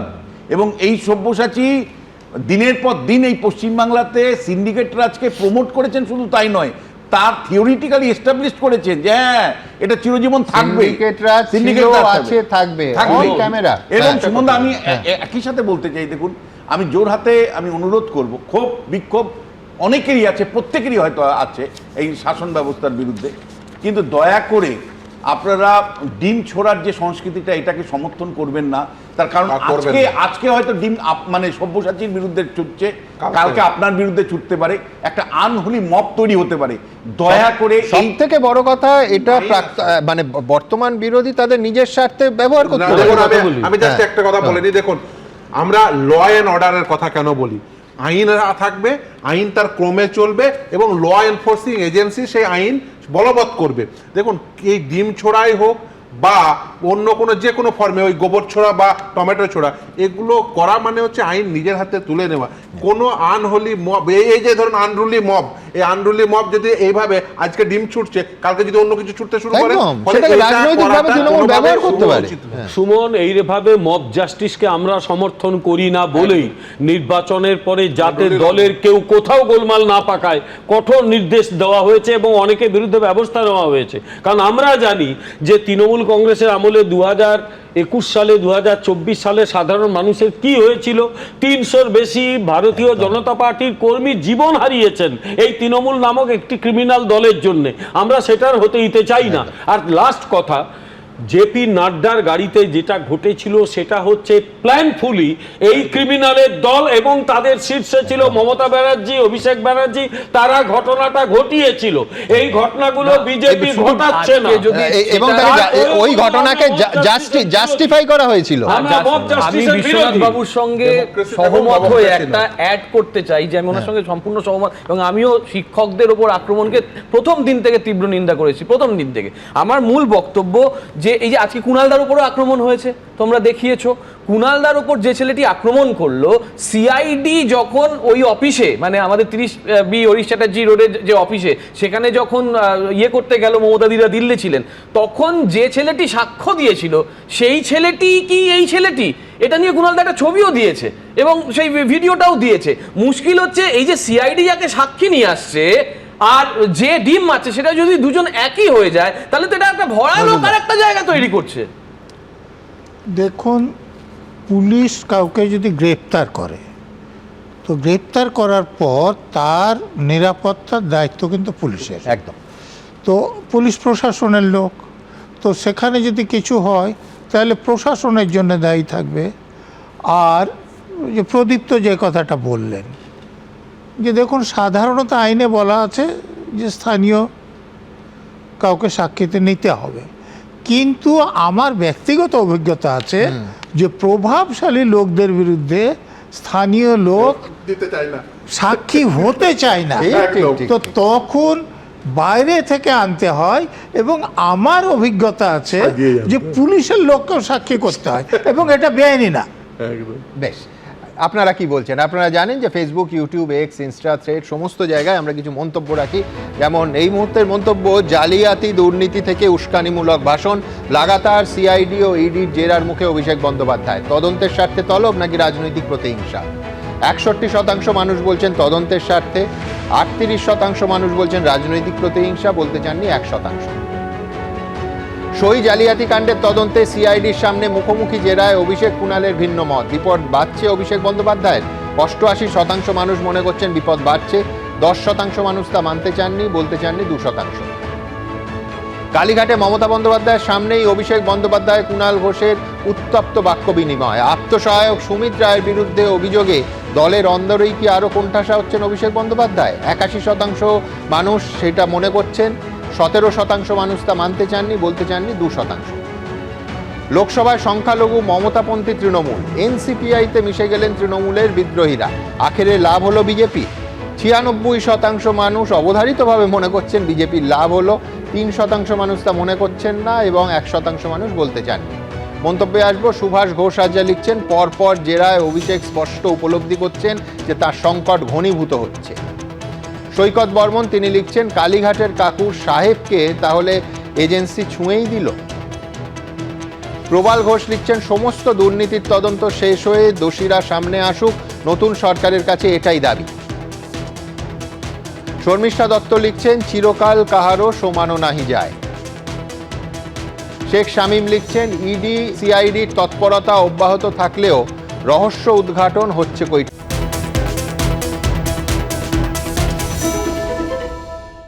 এবিপি আনন্দ, এগিয়ে থাকে, এগিয়ে রাখে।